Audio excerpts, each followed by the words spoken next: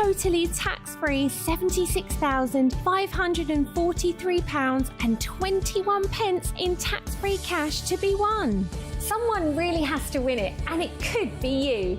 For a chance to win, text cash to 63225. One entry costs £2.50 plus one standard network rate message. Or text bonus to 63225. 5 entries cost £5 plus one standard network rate message. Go to gbnews.com/win. Entries start at £2.50. Call 0903 686 3232. Calls cost £2.50 plus your network access charge. Or post your name and number to GB21 PO Box 8690 Derby DE1 9TT. UK only. Entrance must be 18 or over. Lines close at 4 p.m. on the 26th of June. This is a network giveaway. Entries will be pooled. Please check the closing time if listening or watching on demand. Good luck. Exciting news. Every Friday, my Patrick Christie's Tonight Show is going to have a twist to it. We're welcoming some special guests. You.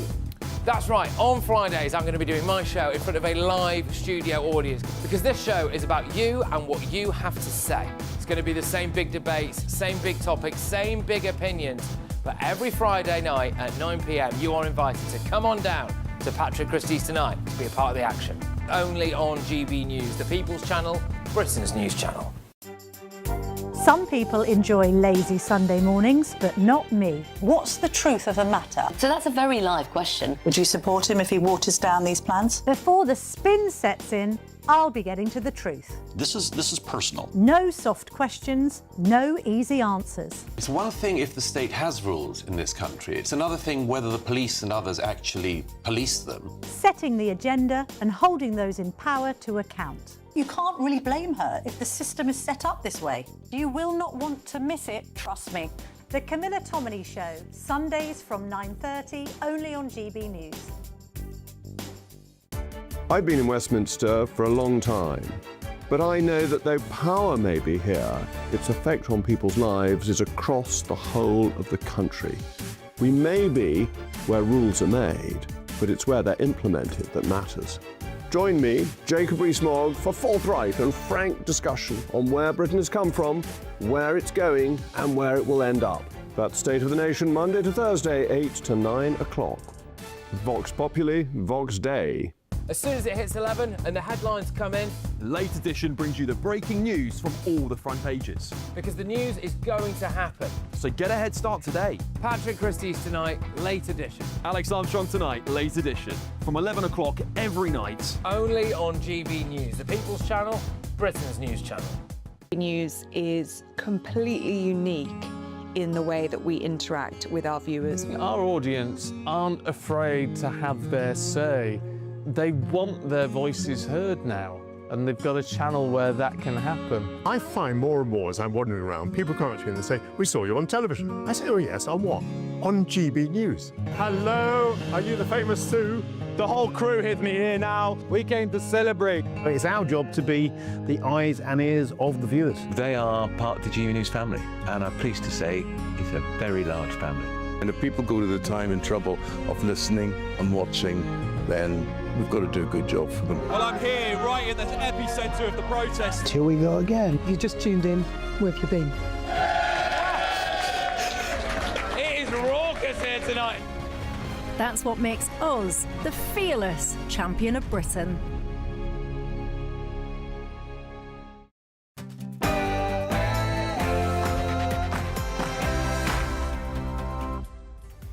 Very, very good afternoon to you. It's 3 p.m. Welcome to the Martin Daubney Show here on GB News, broadcasting for you all the way through until 6 p.m. We've got 3 lions of a show for you today, and here's what's on today's menu. World leaders Macron and Trump. Live pictures on your screen there from Evian in France. They're due to speak any moment at the G7 summit as it wraps up in Evian. Could this be the moment where Donald Trump steams into Sir Keir Starmer and gives the G7 what for? For about 15 years, we are living in the war. Because of that, we come here and I just want to leave. And because of that, I came here. You remember that absolute farce? Well, the BBC is once again at the centre of a political bias storm, this time after it's emerged that illegal immigrants in a Question Time audience were coached by campaigners. It prompted over 1,000 complaints and now begs the question, can we trust any BBC audience ever again? And Labour's under-fire Attorney-General Lord Herman will today deliver an anti-Brexit diatribe to a room full of rabid rejoiners and will save his most withering criticism for Nigel Farage. With yet another Brexit reset summit planned in July, will Labour betray Brexit and put Brussels before Brits? And astonishing new data published today has shown that 4 million Brits are now claiming sickness benefits at a staggering cost of £32 billion per year. The biggest boom in sick note Britain? Well, a third claim anxiety or depression, which is exactly how British taxpayers are feeling. Others claim acne is why they aren't spotted at work. Is it time to clamp down on this sick note racket? I've got cancer. No. Yep. Hugely emotional scenes there as Jeremy Clarkson reveals he's been diagnosed with an aggressive form of prostate cancer in a brand new episode of Clarkson's Farm. We'll be talking about that and all the political stories of the day, and that's all coming up in your next hour.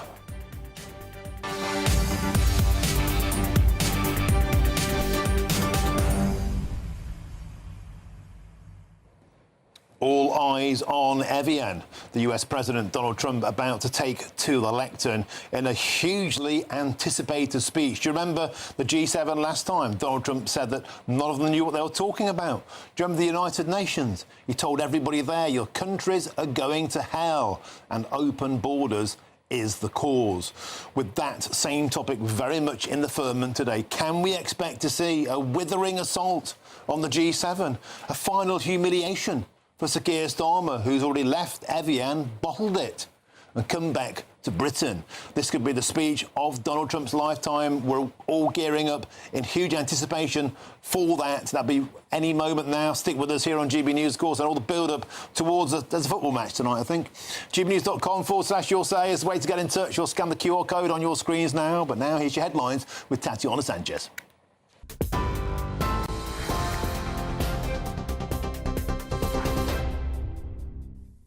Martin, thank you very much and good afternoon. The top stories. The Shadow Energy Secretary has accused Labour of weakening Britain's energy security during a fiery Commons clash over defence, oil and gas. Standing in for Kemi Badenoch, Claire Coutinho linked the future of the North Sea directly to national security, arguing the government is making the wrong choices at a dangerous time. She said Labour's priorities are leaving Britain more exposed both economically and militarily. This is a government on life support. So here's a better idea. Why don't they cut welfare, fund defence, make energy cheap and back the North Sea? David Lammy hit back, insisting Labour is delivering across the country while putting defence at the top of its spending priorities. We've got a Prime Minister securing jobs and investment in the G7. We've got a Chancellor raising the minimum wage. We've got an Education Secretary cutting costs for childcare. And we've got an Energy Secretary cutting energy bills by over £100. We're proud of that record. Sir Keir Starmer has dismissed Wes Streeting's threat of a Labour leadership challenge next week as chatter. The former Health Secretary says he has the backing needed from Labour MPs and warns the party cannot continue with what he calls uncertainty and paralysis. Speaking to GB News' political editor Christopher Hope at the G7 summit, Sir Keir Starmer said he was focused on serving the country and made clear he would fight any challenge to his leadership. Other people can say what they like. I'm focused on what's my job. My job is to get on, serve the country, bring about the change, try and help solve some of the big global issues that are having such an effect on our economy and our country. So I'm here concentrating on that. That's the right thing to do, and I think most people would say there's always political chatter. We don't want our Prime Minister getting involved in that. What we want is our Prime Minister getting on with the job that we actually elected him in to do, which is get on, do the hard yards. Piers Morgan has voiced support for Jeremy Clarkson following his prostate cancer diagnosis. Morgan shared a photo of them together on social media and wished Clarkson all the best with his treatment. The former Top Gear presenter shared the news about the aggressive form of prostate cancer with his co-stars Charlie Ireland and Caleb Cooper in the final episode of the 5th series of Clarkson's Farm. I've got cancer. No. Yep.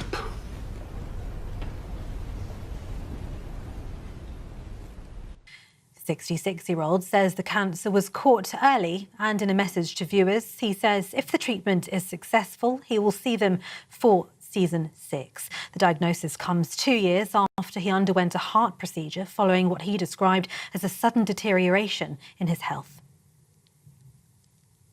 In other news today, official figures published this morning show the UK's inflation rate remained unchanged at 2.8% last month.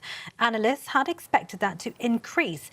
The Office for National Statistics say the higher cost of airfares and petrol were offset by lower food prices. Sir Keir Starmer has called it reckless for a Russian warship to fire warning shots near a British yacht in the English Channel. The retired British couple on board say they heard horn blasts before several warning shots were fired into the air. The incident happened around 20 nautical miles south of the Isle of Wight, outside UK territorial waters. The Prime Minister says the incident was deeply concerning. Those are the latest GB News headlines for now. More in half an hour.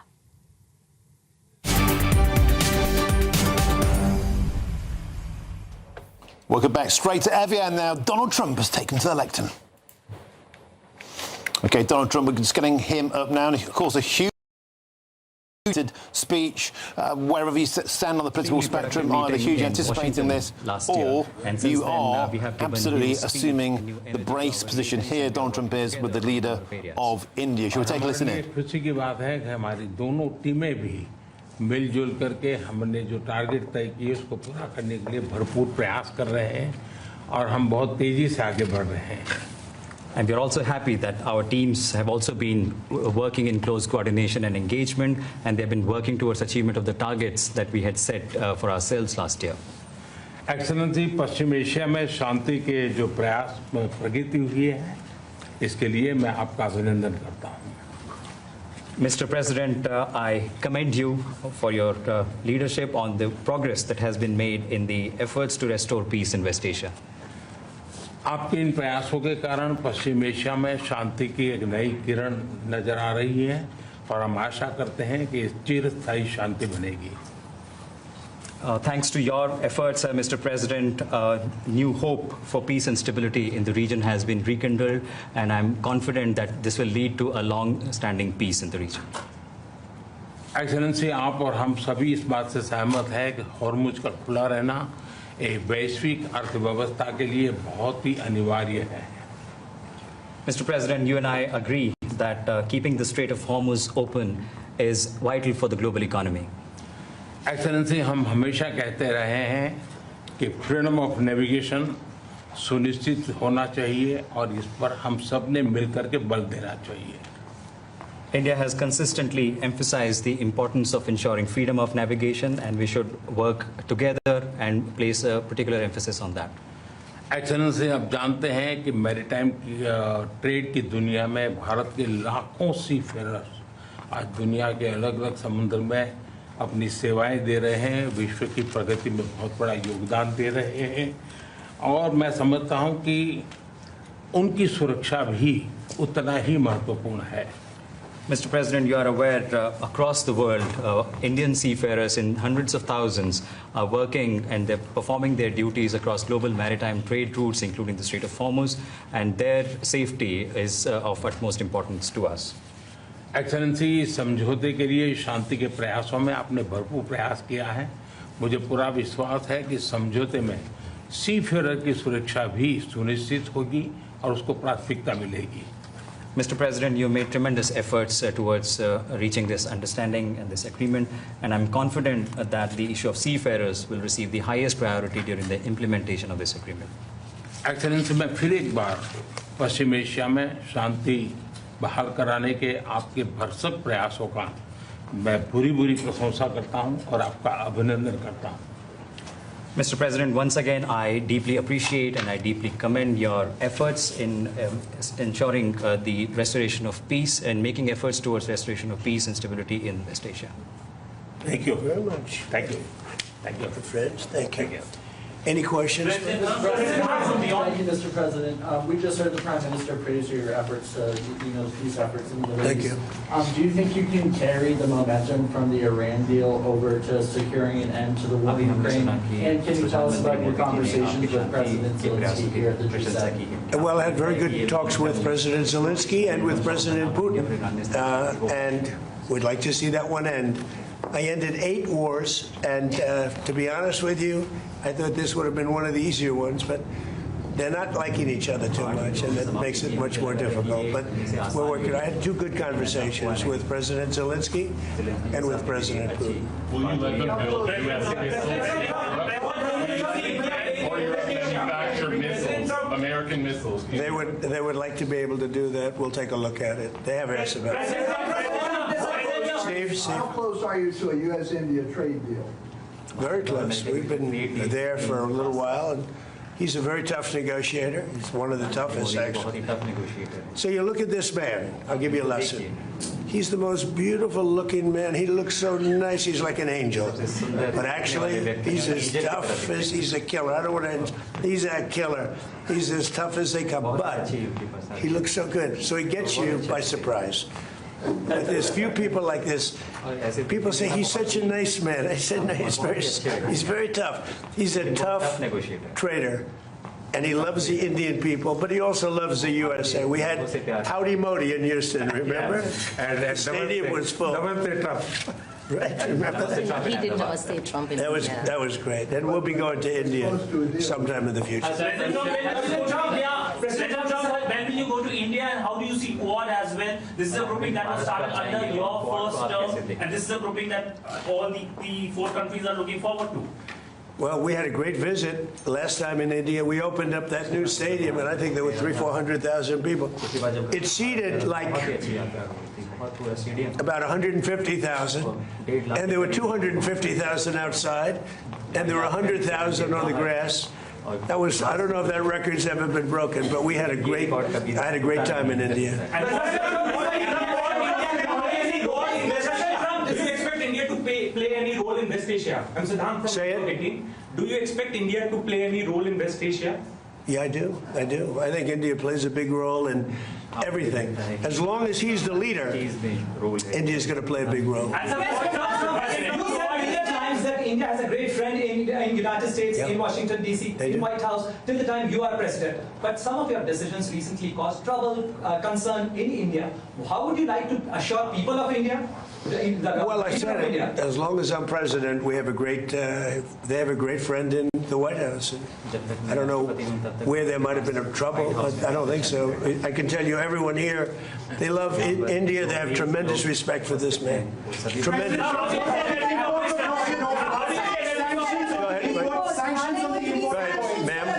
Are there going to be sanctions that are going to be reimposed on Russia now that the focus has once again been shifted to the Ukraine-Russia war? We are looking at that. We're seeing how far the price of oil comes down. It's really tumbling. It's, I guess, 74, 75 right now.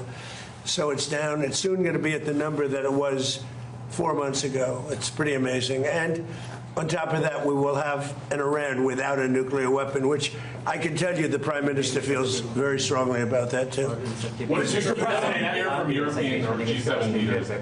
They were to a leader, and we had G7 plus many others came, as you know. To a leader, they were thrilled. They could not have been happier. Well, this gentleman came, and that's a big get. He came, and they could not even believe that it happened. It happened quickly, but it really didn't happen quickly. It happened. It's been happening for a long time. It's been happening from my first term, when a very evil man named Soleimani was killed. That's when it started. And nobody else did this but Trump. You know, you look at our president, 47 years. Iran took advantage of the world, the Middle East, but the world. Nobody did anything.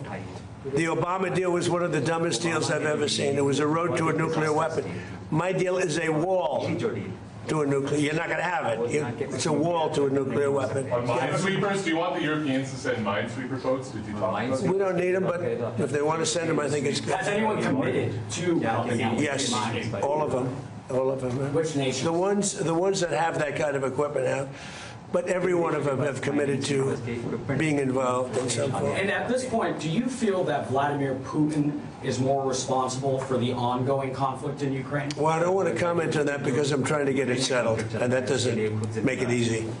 Mr. President, you're on the cusp of making history with the possible peace in the Iran conflict. I like this guy. Who is he? Do you know who that is? Your reporters are much nicer than my reporters. Go ahead. But there is also a tragic loss of lives of Indian sailors recently, sir, in American strikes. Any words of condolences for the grieving families? Sir? Yeah, I do. I heard about that. It's a rough profession. There's no question about it. And we work together on it. This has been happening throughout time, but we work together on it. Yeah, certainly. We love all of those people. They're great people. Hey, so how long do you expect Bill Pulte to be acting DNI? Well, as long as it takes to get everybody else approved. I mean, they were doing a rush act, and we didn't get anything for it. Look, he's a very legitimate guy. He's very smart. He's a brilliant guy. Look at the job he did at Fannie Mae, Freddie Mac. I mean, it's worth probably $1 trillion right now. So we put him there, but all of a sudden it was like a rush act by the Democrats. And they said they were going to approve FISA. And I said, but we want FISA approved, but we want the Save America Act approved. Voter ID, proof of citizenship, no mail-in ballots, with exceptions, like for the military, you're sick, you're traveling, disabled. Very, open and generous. We also want no men playing in women's sports, and we want no transgender mutilization of our children. None. Those are 5 things that are 99% that's all we want. It's not a lot. The Save America Act. And that can be passed any way they want to pass it, but I'm not going to sign FISA unless it's done. And this was like a rush act. And it was a rush act by the Democrats. All of a sudden they want to get... And why are they afraid of this guy? I mean, they're so afraid of him, they'll do anything not to have Pulte go in there. He's a very capable guy, and they're worried about that. Mr. President, Yes, ma'am, please. You said the Iran deal, the text is still being finalized. How confident are you that this Friday signing will happen? You're talking about this one, on the deal? Deals are amazing.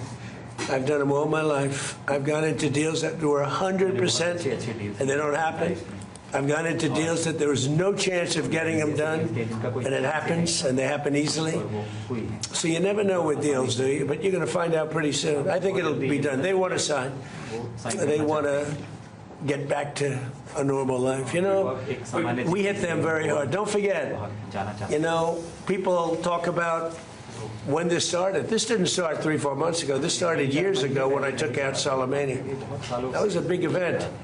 There are those that say it was the biggest event in the Middle East in 50 years. So we took him out, and they became a much different country. And then I terminated the JCPOA, that's Barack Hussein Obama's horrible deal, that gave them a nuclear weapon. And I terminated it, and I stopped it. And then I stopped it a second time with the B-2 bombers. And these are all major events in the history of the world, in my opinion, because it prevented them from having a nuclear weapon. And now we're going to do it again, and we're going to see how it works out. So this is a memorandum of understanding, but it's a very strong one. This isn't just like a 2-paragraph. This is a long, pretty detailed memorandum that goes into a regular contract. I would think they would do it. If they don't, then that's okay. We'll have to start the process again. And we don't lose. We have the greatest military in the world. We had the greatest blockade. The naval blockade was 100% effective. And again, they have no Navy, they have no Air Force, all bombed out. I don't want to say the leaders, but first level of leader, gone. Second level of leaders, gone. Some of the third level of leaders, gone. And They want to make a deal. They are so ready to make a deal. Yeah. But you know what?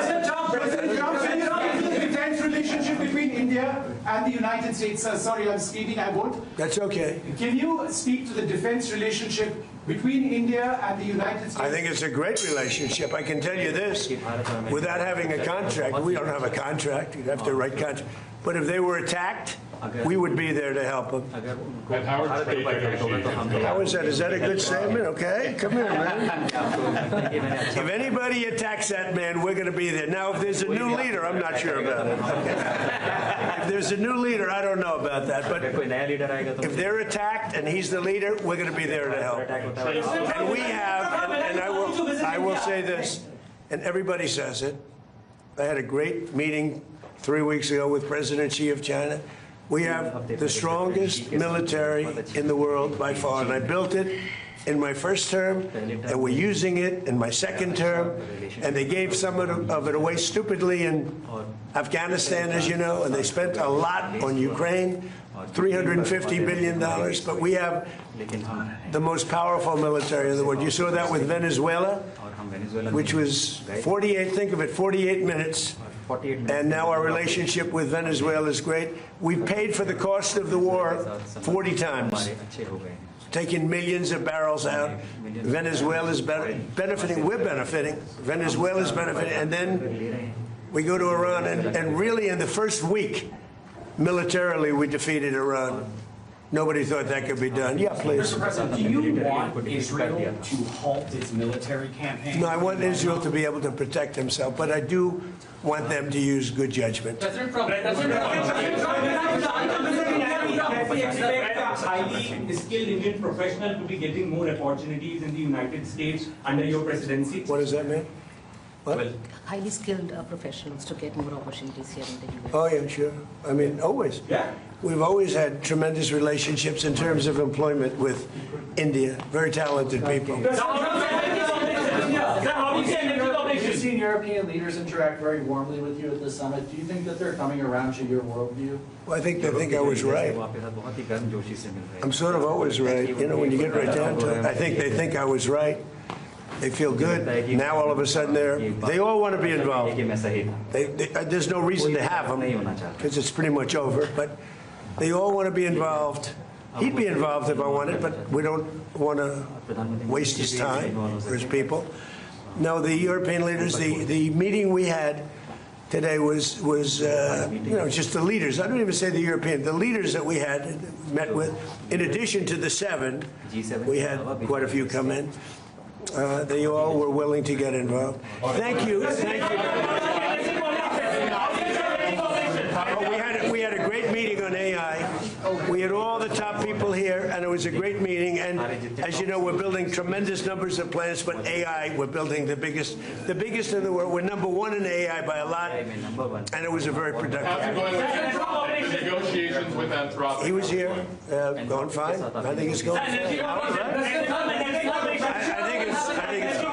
How do you see energy cooperation? India is diversifying, buying more energy from across the world, including United States, and enhanceable from beyond. How do you see India buying energy from you?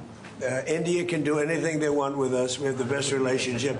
We cannot be closer than we are. Would you say that, sir? I don't think we can be any closer. Both him and I and our nations, but it really starts with the two of us.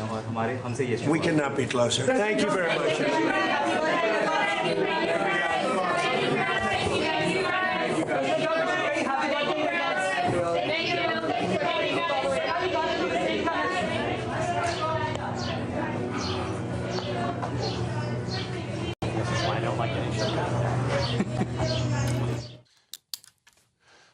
Okay, and that was Donald Trump there with the Indian Prime Minister Narendra Modi. Barely got a word in.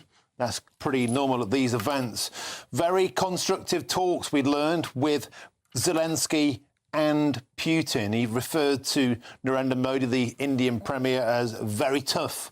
He's a great trader. Donald Trump there was asked about sanctions on Russia. We're looking into that. He said, but I don't want to tell you too much because I'm trying to get a deal done with both of those parties.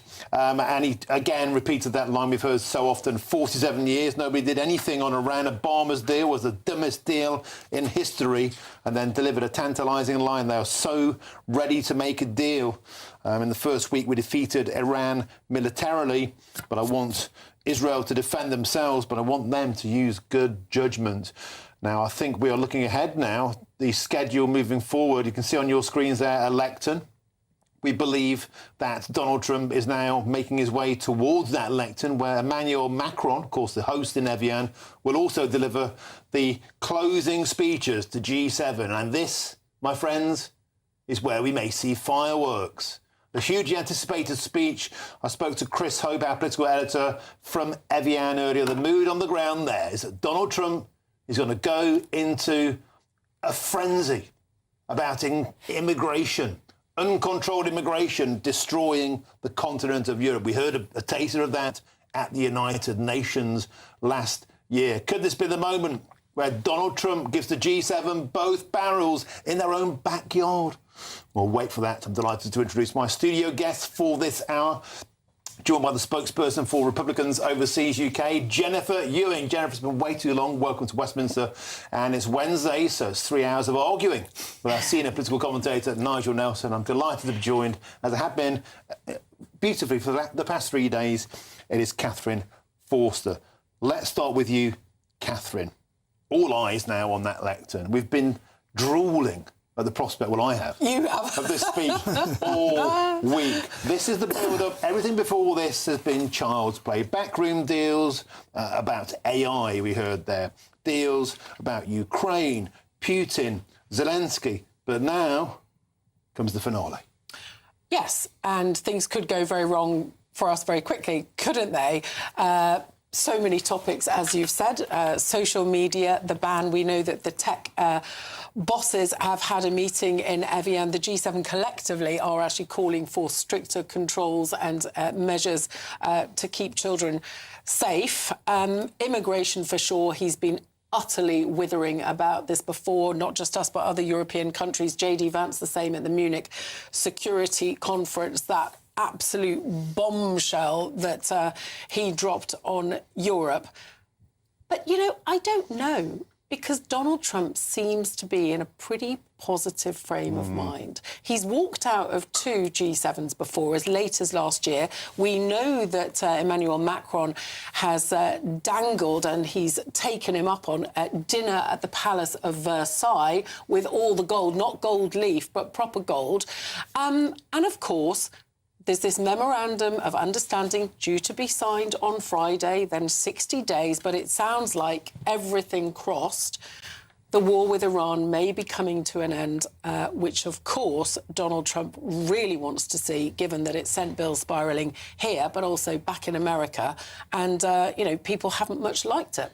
Jennifer Ewing, before we get to what may come ahead now, let's talk, if we could, a bit about the situation in the United States with American voters. You were saying to me during the break there, the American public are sick to the back teeth of this war. They want it over. Gas prices through the roof. Inflation is rampaging. Trump wants this to be over. And you feel that he's in a positive mood. That could come this week.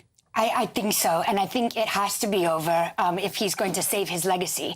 You'll recall over the last 3 months, even within the so-called Trump coalition, that a lot of the Trump coalition is not happy because they voted for the president to have no new wars in the Middle East. He called himself. The president of peace, exactly. So, you know, we are where we are. We can't go back to February and unstart the war. So the more quickly this is over, the better it is for the president, especially going into the midterms, and indeed his legacy, and he can get back to what the majority of people who voted for him voted for, which is America First issues. Can I ask you about Donald Trump's attitude towards foreign leaders, in particular Keir Starmer? He's referred to him witheringly recently as he's no Winston Churchill. In fact, he's more like Neville Chamberlain. Of course, you will know, as our viewers and listeners do, Neville Chamberlain, the great appeaser, who tried to appease Adolf Hitler, was shamed in his political legacy. It was a withering thing to say, and we got a taste, did we not, at the United Nations of this blistering attack on the downfall of Europe through uncontrolled immigration, the addiction to net zero. Do you think we could get a similar taste today? It's possible. In addition to what Catherine mentioned, some of the things that the president has discussed with regards to the UK and Europe, it's also in the United States defense strategy that came out in December, and it talks about our worries with the UK and Europe around free speech and censorship. You can see and, Emmanuel Macron of course, there, who's migration. taken to the lectern. Of course, he is the president of France, and he's hosting this G7. It is in Evian, France. Let's see, is he speaking in French first? He ordinarily does. Let's have a quick check. And I'd like to start by thanking all those who made that possible. Obviously, I'm thinking here Let's take a listen to Emmanuel Macron. Of the local municipality and its inhabitants. We were delighted to be in Evian. And I want to thank Madame Mayor and her staff.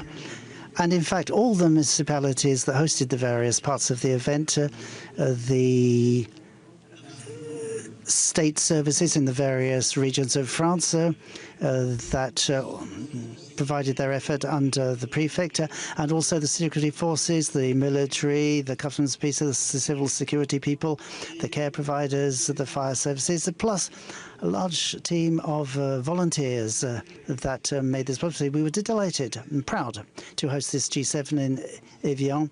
23 years on in Haute-Savoie, we were back, and we were able to highlight the beauty of our countryside, and yesterday evening our culture and the young people. Let me also say something about all the people that worked so hard in making this success. I'm thinking of the Sherpas and all the men and women involved in negotiating, the people at the ministries, economy, finance, foreign affairs, and also the ministers I want to thank for their own part of the G7, the protocol services, Secretary General. L'ensemble des opérations et l'ensemble des équipes qui ont rendu ce travail possible. Et puis évidemment, tel qui nous a accueillis et l'ensemble du groupe. Voilà, je tenais à le dire parce que de tels événements ne sont possibles, ils ne sont des succès que quand des femmes et des hommes s'engagent et mettent toute leur énergie. C'est ce qui a été fait durant ces derniers jours de manière plus visible, mais pendant des mois. Donc bravo à tous. Et je dis bravo parce qu'il n'a échappé à personne que ce G7 se tenait dans un contexte extrêmement difficile. French President there, Emmanuel Macron, kind of wrapping up the G7 summit at Evian. We do understand Donald Trump is set to speak later on this afternoon. There's a press conference, but that was the bilateral meeting we just saw at the top of the show with the Indian Prime Minister Narendra Modi. That's a separate event. We understand Donald Trump is set to hold his own press conference. Still a bit of confusion whether it would take to this lecture or whether that would be a separate event, but Trump, we understand, is set to deliver another address. As Emmanuel Macron carries on speaking in French without the benefit of an interpreter, let's carry on the conversation back in the studio here. Nigel Nelson, you've been waiting to get a word in. Do you think Donald Trump should be commentating on European politics and tearing into European leaders? I mean, people in this country don't seem to have a problem when Barack Obama did it, but when Donald Trump does it, people like you get your knickers in it. Well, not necessarily. They didn't like it when Obama did it. Who? They absolutely didn't. The Remainers were delighted they didn't like it with the back of the queue. I thought people were outraged. It rather depends what he interferes with. So if he's demanding extra defence spending, when America is spending 62% of their money on NATO, I can understand that that's down to him. That's down to American taxpayers. It's quite right he interferes. When it comes to migration, not so sure. If he comes up with some kind of solution, then obviously his advice is worth listening to. Well, he has. But no, he hasn't. He has not come up with any solutions at all. He has in his own country. He may in his own country. America first. He may in his own country, and in which case, America's a much easier place to deal with immigration. You just send people south of the border. We're not sending people back on boats from America. Okay, well, rather than yank-splaining to Jennifer Ewing, Jennifer, it's a piece of cake sorting out the entire multi-thousand-mile border with Mexico that you've got. I mean, you know what? I totally value your opinion, but it just which means you don't. No. I just think if you look at the United Kingdom, it's a much smaller island that it seems it would be easier to protect than what we had in our country, especially under the Biden administration, was a fully open, porous border. border. So it just shows if there is political will, it can in fact be done. So I think that a lot of people in the United States, the reason they're commenting on the unfettered immigration into the UK is because it's a security issue. And if we're to remain strong allies with the United Kingdom and indeed Europe, then yes, I think it is fair to comment on things like the border and your own energy security and, of course, free speech and censorship. And Donald Trump has been very, very outspoken about net zero, windmills. He hates them. He speaks about windmills all the time. Now, he talks about that, of course, because he owns a golf course in Scotland and there are lots of them offshore. It's not just something he deems as an eyesore, but I think he just cannot fathom how a country with resources like the North Sea, let alone onshore shale, just doesn't tap into them and instead relies on women. Well, that very much is a domestic British issue. And bear in mind, when it comes down to net zero, we're talking here, it's not simply government pumping millions and millions of pounds in. There's an awful lot of private investment coming in. So whatever the government is doing is also tied in with private investment, which is why it's not quite so easy to say, oh, we can save money here and save money there. Well, because if the government suddenly uncouples from all these giveaway deals it's given out, then the whole thing will be exposed as an illusion. The simple fact of the matter is we appear to have an ideologically opposed government to the expansion of North Sea fresh licences. Because it's impractical. It's not impractical. Well, it is. I mean, billions of barrels, but the taxation framework is punishing. We're taking over 50 million barrels out of the North Sea at the moment, which is fine. The point is we've actually bled it dry by about 90%. There's no long-term chance for that. That's a myth, because you're talking about existing fields. We're talking about new, like the entire Jackdaw field. But the field, the new fields that Norway is using to the north. The new fields you open will be much more expensive to get the oil out. So what? And they're 90% dry. Well, obviously, the petrochemical countries love the idea. But sorry, companies love the idea. But see, that's the discussion, Jennifer Ewing, we're having in Britain. And does it seem strange to you, as an American, when you see the resources you have, the impact of the war in Ukraine, the impact of Iran, America? Okay, gas prices have gone up, but industry has gone on. The lights haven't gone out because America is pretty much energy sovereign. Well, exactly. And I think anybody knows that you cannot have economic security and you cannot have national security if you don't have energy security. So it's as simple as that. Whether you want to call it Joe Baby Joe or, incentivizing private companies to invest. We got into a lot of trouble under the Biden administration with regards to new leases for oil drilling, and people didn't want to do it. Private companies didn't want to do it because they didn't know if they'd be yanked from them. And then once Trump came back into office, he unleashed a lot of the regulation. And now, yes, we are, not only energy dependent, but sufficient and all that. So it's, I think, as somebody who's watched my energy bills go up over the last 3 years in the United Kingdom, and there's always a convenient excuse. Oh, it's Putin. Oh, it's Iran. Well, you know what it also is a lot of the green nonsense. So, yes, we live in a global world, but something can be done I think the government's policies on this may be starting to shift, though, not least because we might have a new Prime Minister soon. But I was at West Streeting. The former Health Secretary gave a 50-minute speech yesterday outlining his economic vision. He was talking about reindustrialisation. He was talking about, therefore, the need for cheap electricity. And I said to him, look, we've got the highest industrial energy prices in the G7. Has Ed Miliband got it wrong on the North Sea? And while he wouldn't say yes, because he's probably going to have to work with him shortly, it's clear that some in government are now rethinking, because obviously it's the law of diminishing returns with the North Sea. There's a limited amount in there, but why not take it out, given how important energy security is, and we simply do not have it. And Jennifer Ewing, whenever you see these summits, Donald Trump is always showcasing the best of American industry. This time it's been AI. It was the military resources when he was in Saudi Arabia. If you're going to spend billions of dollars on our military gear, fine. Here's the contract, let's get it signed to the sheikhs out there. Now it's AI. AI. Now, anybody who follows AI in America, as I do, very, very closely, it's hugely energy draining. They're talking in America, it's incredibly exciting conversations about having small modular nuclear reactors on site, of blockchaining, of getting energy unlocked in ways that we can only dream of in Britain, because the barrier to Britain being an AI superstate is our energy costs. It's as simple as that. Yeah, no, I mean, AI takes a lot of energy and a lot of water. I know in my home state of California, there's a lot of battles going on for the water between Silicon Valley and the data centers, which in themselves are quite controversial, and, say, the pistachio farmers. There's a great article, actually, in The Guardian a few days ago about that. It's really, really interesting. But, yeah, water, energy is all needed for AI.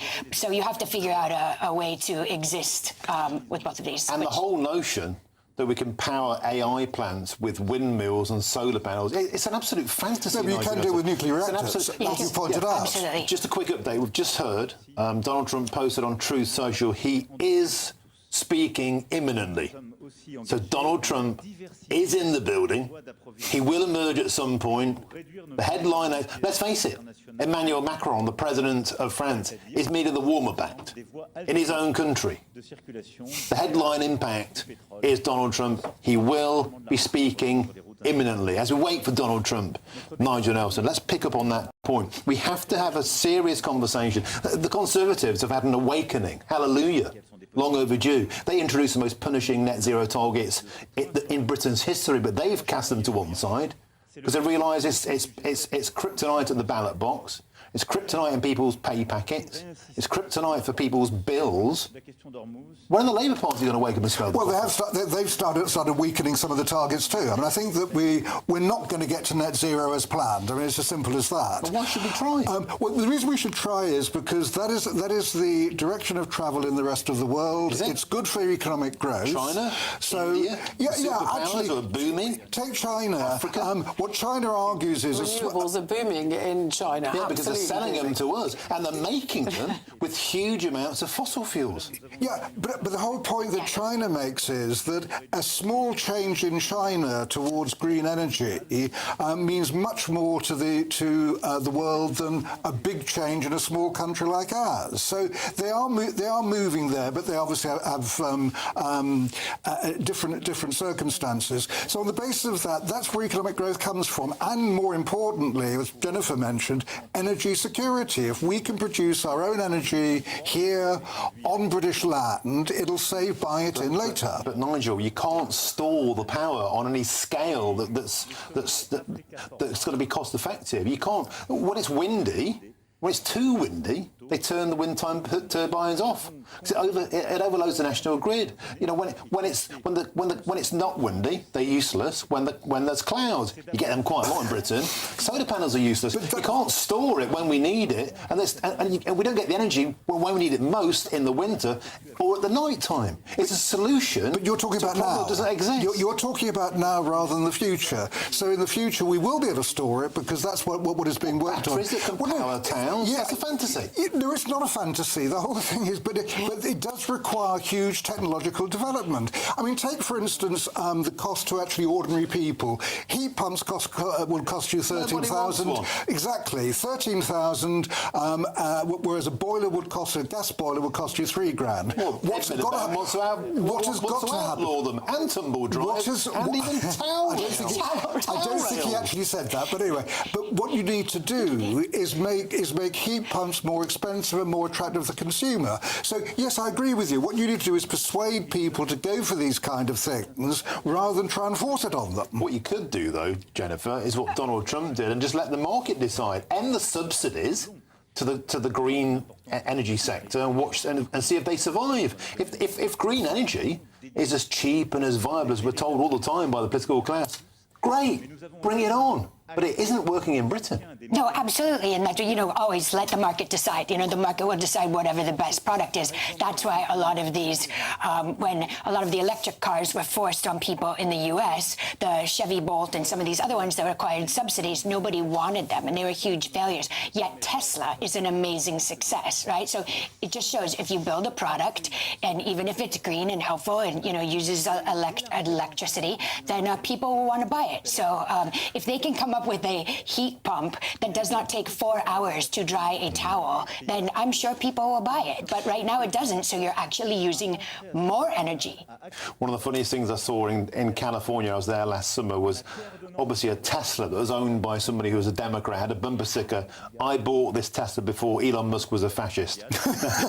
Elon Musk isn't a fascist, obviously, but it just goes to show there was this huge public backlash from woke people who had cars they loved and suddenly didn't like them because they're Elon Musk. I want one of those stickers. No, it is so funny you say that, because that's, it's my home state, California, and my sister was actually telling me about one recently. Like, she said, there are these bumper stickers. Yeah. People do not like Elon, and yet you've put it on the back of your Tesla. So they realize it's a good product. No, I mean, obviously Elon became persona non grata amongst the progressive class once he got involved with Trump. It's as simple as that. His products are still amazing. He's still the same man. Let's bring it back to the domestic politics, Catherine Forster. Everybody, let's be honest, everybody knows that it's over for Keir Starmer. It's just a matter of when, how and who. It's the end game. I mean, even Keir Starmer's closest allies will know that this is the swan song. So in many respects, whatever Donald Trump says today, in football parlance, has Keir Starmer got one foot on the beach anyway? He's not bothered.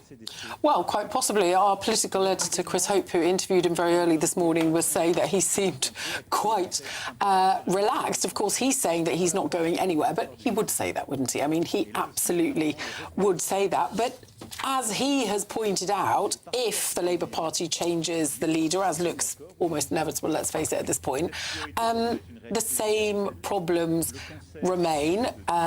Public services not in a good place. We don't have the growth that we need to generate money. We haven't really had that growth since the financial crisis.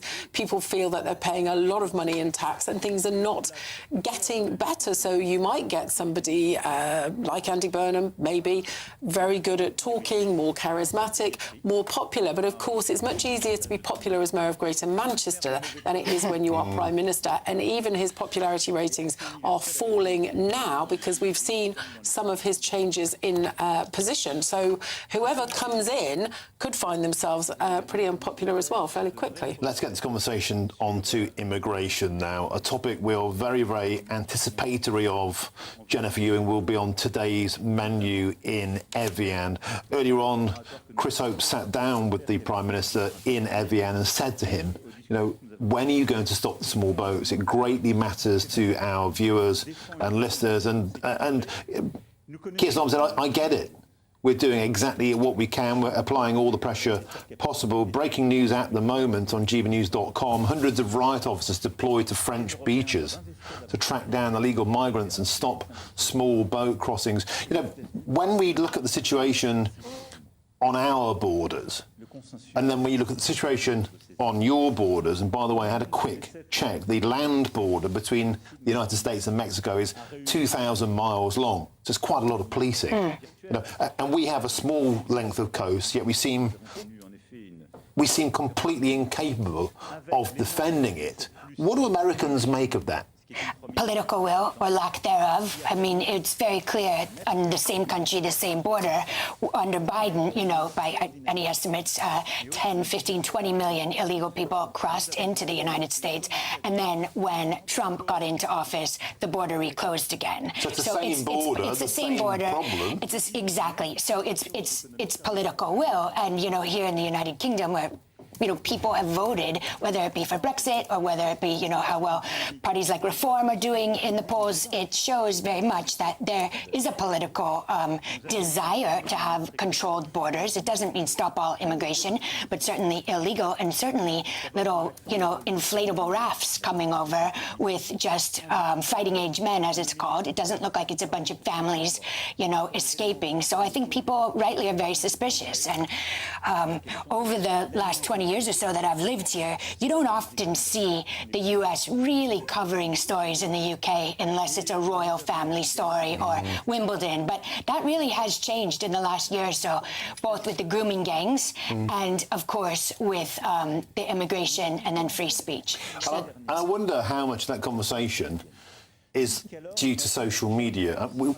Keir Starmer this week, very, very happy, extolling the virtues of a social media clampdown. J.D. Vance, of course, in Munich, very, very outspoken about the demise of free speech. Britain is continually singled out as being especially hostile towards free speech. And yet the topics that Jennifer Ewing is talking about here, a lot of us learned a lot about them through social media.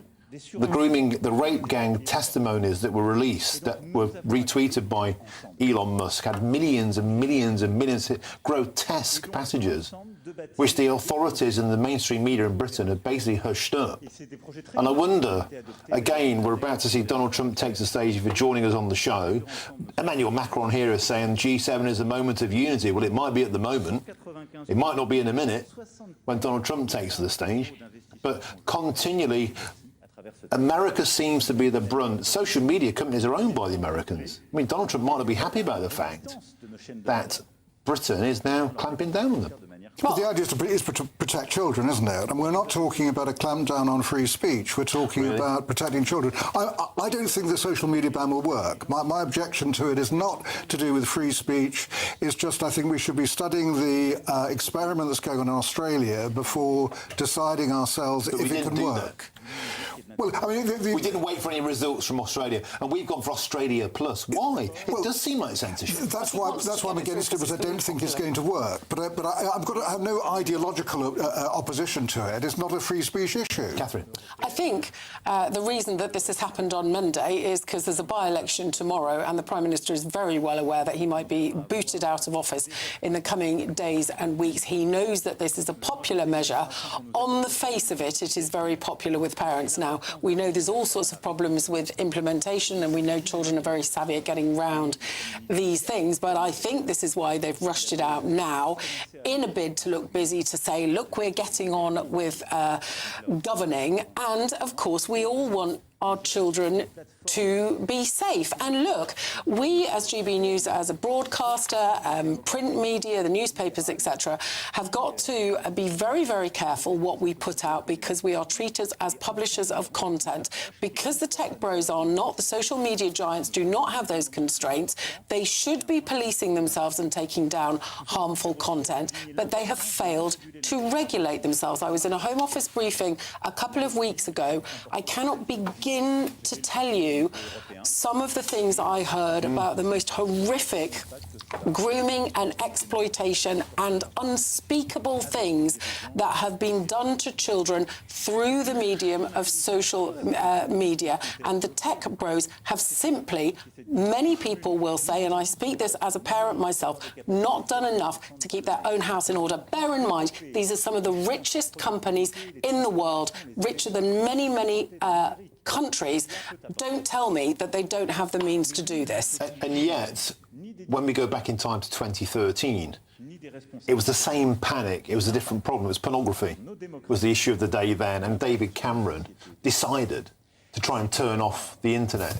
And they very quickly realised they couldn't. And actually, most children are certainly more tech savvy than any of these parliamentarians.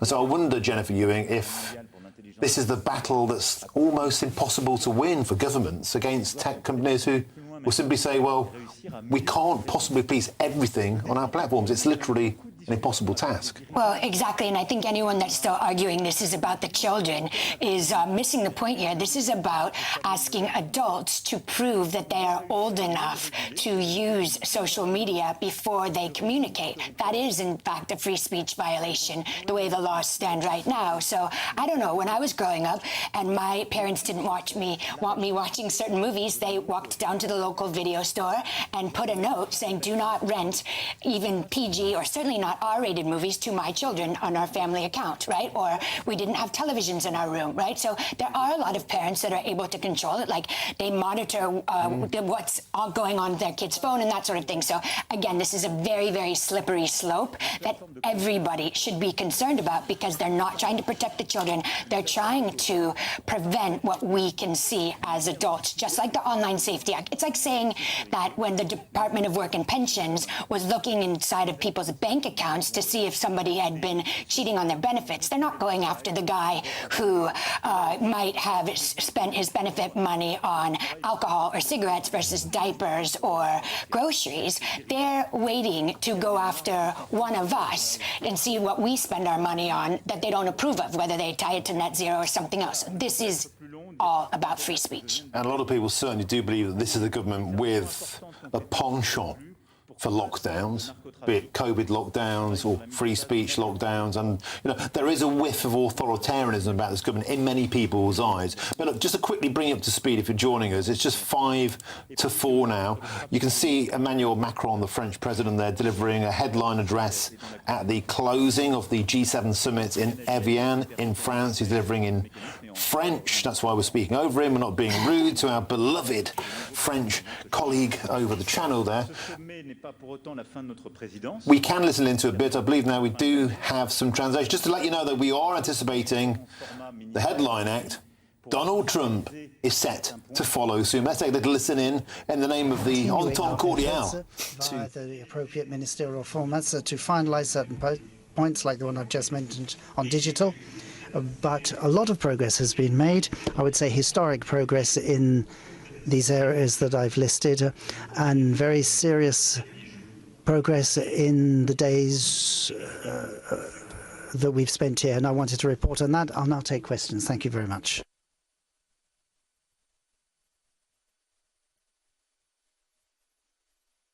Agence France Presse, you talked a great deal, Mr. President, about convergences. On Ukraine, to talk more specifically about that, during the summit, have we seen a change in the attitude and the position of President Trump concerning Ukraine? Is there going to be a before and after with Evian on Ukraine?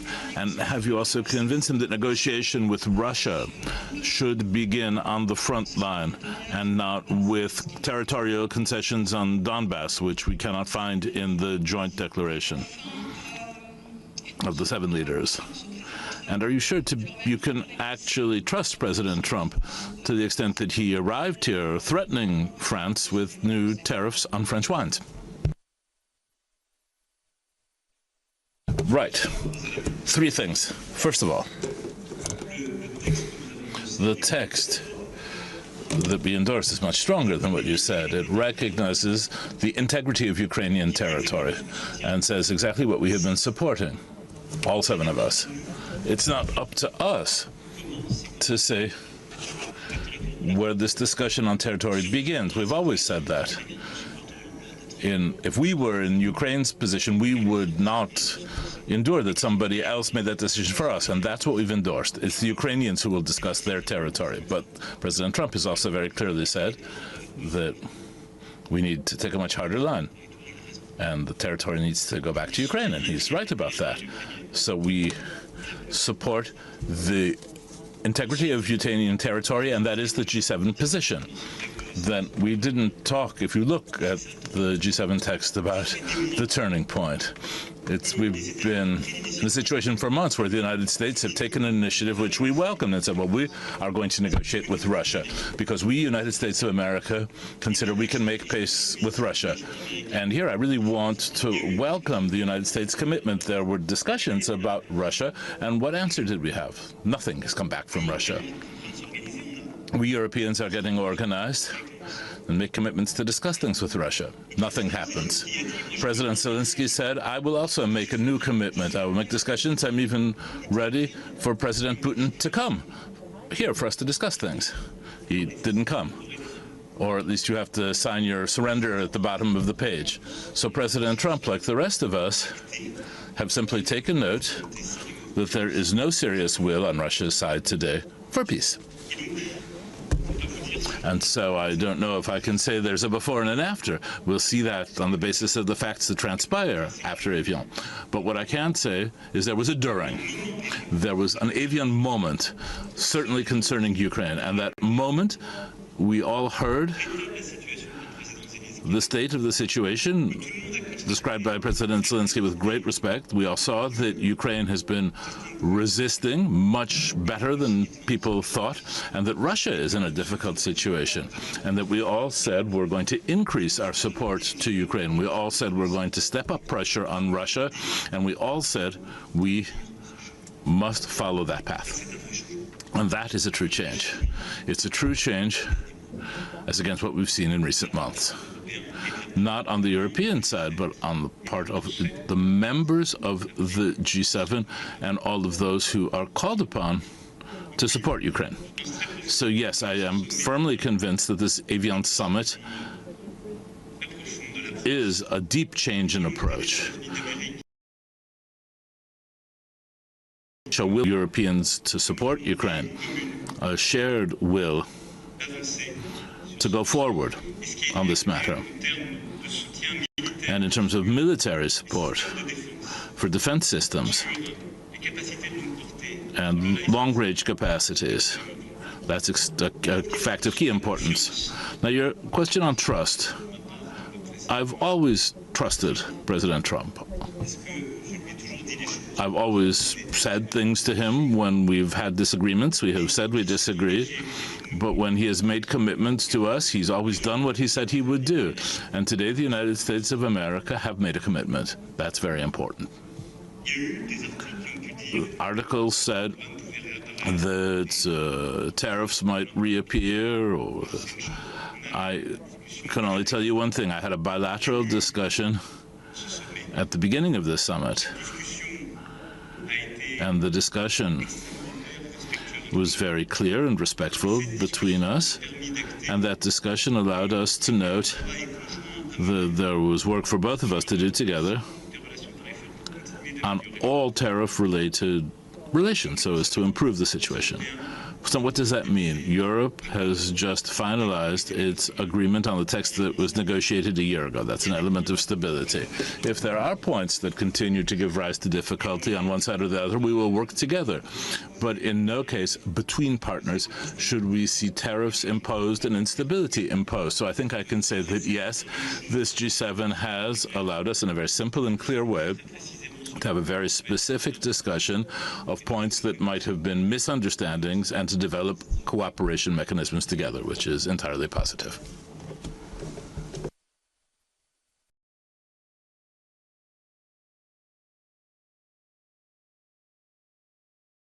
France and other G7 countries, did they ask President Trump to allow access to the last model of Entropic? Do you think that Europe needs those most advanced models?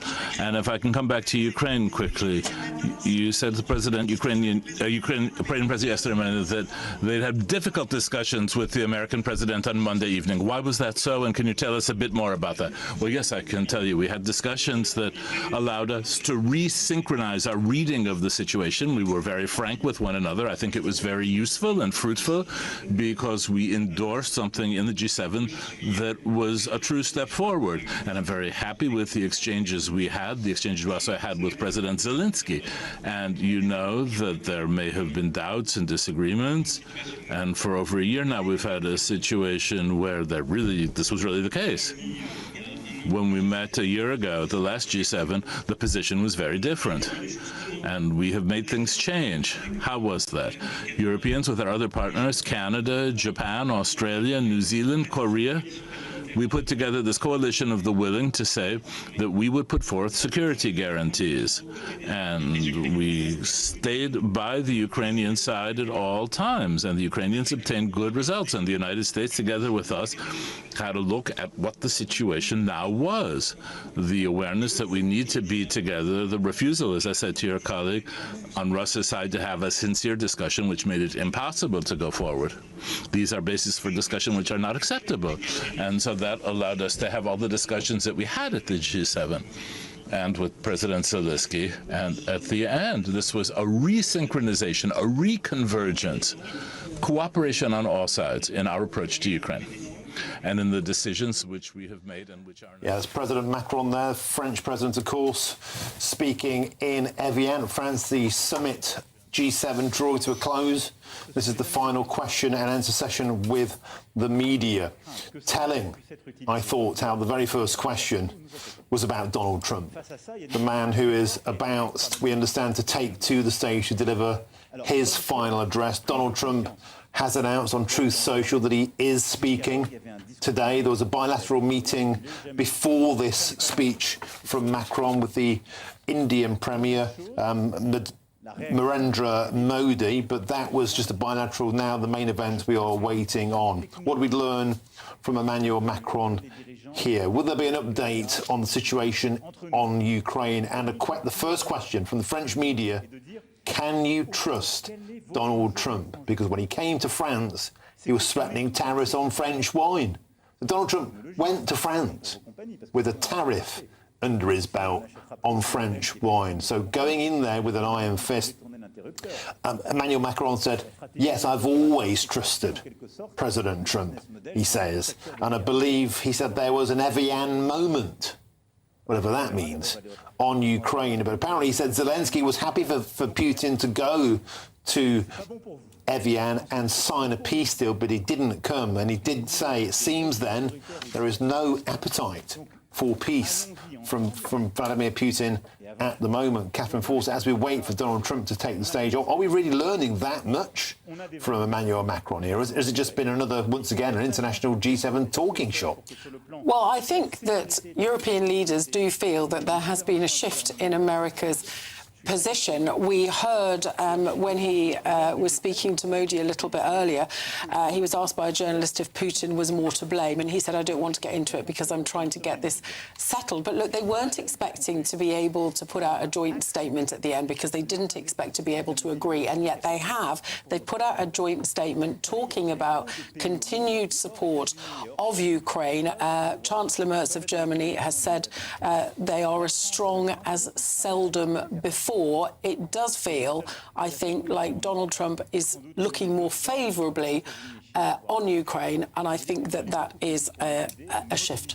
But I wonder, Jennifer Ewing, I mean, the war in Iran, Americans don't want. The last thing the American public wants, the last thing the American political class, the last thing Donald Trump wants is another war extended into Ukraine, where America is chipping in billions of dollars.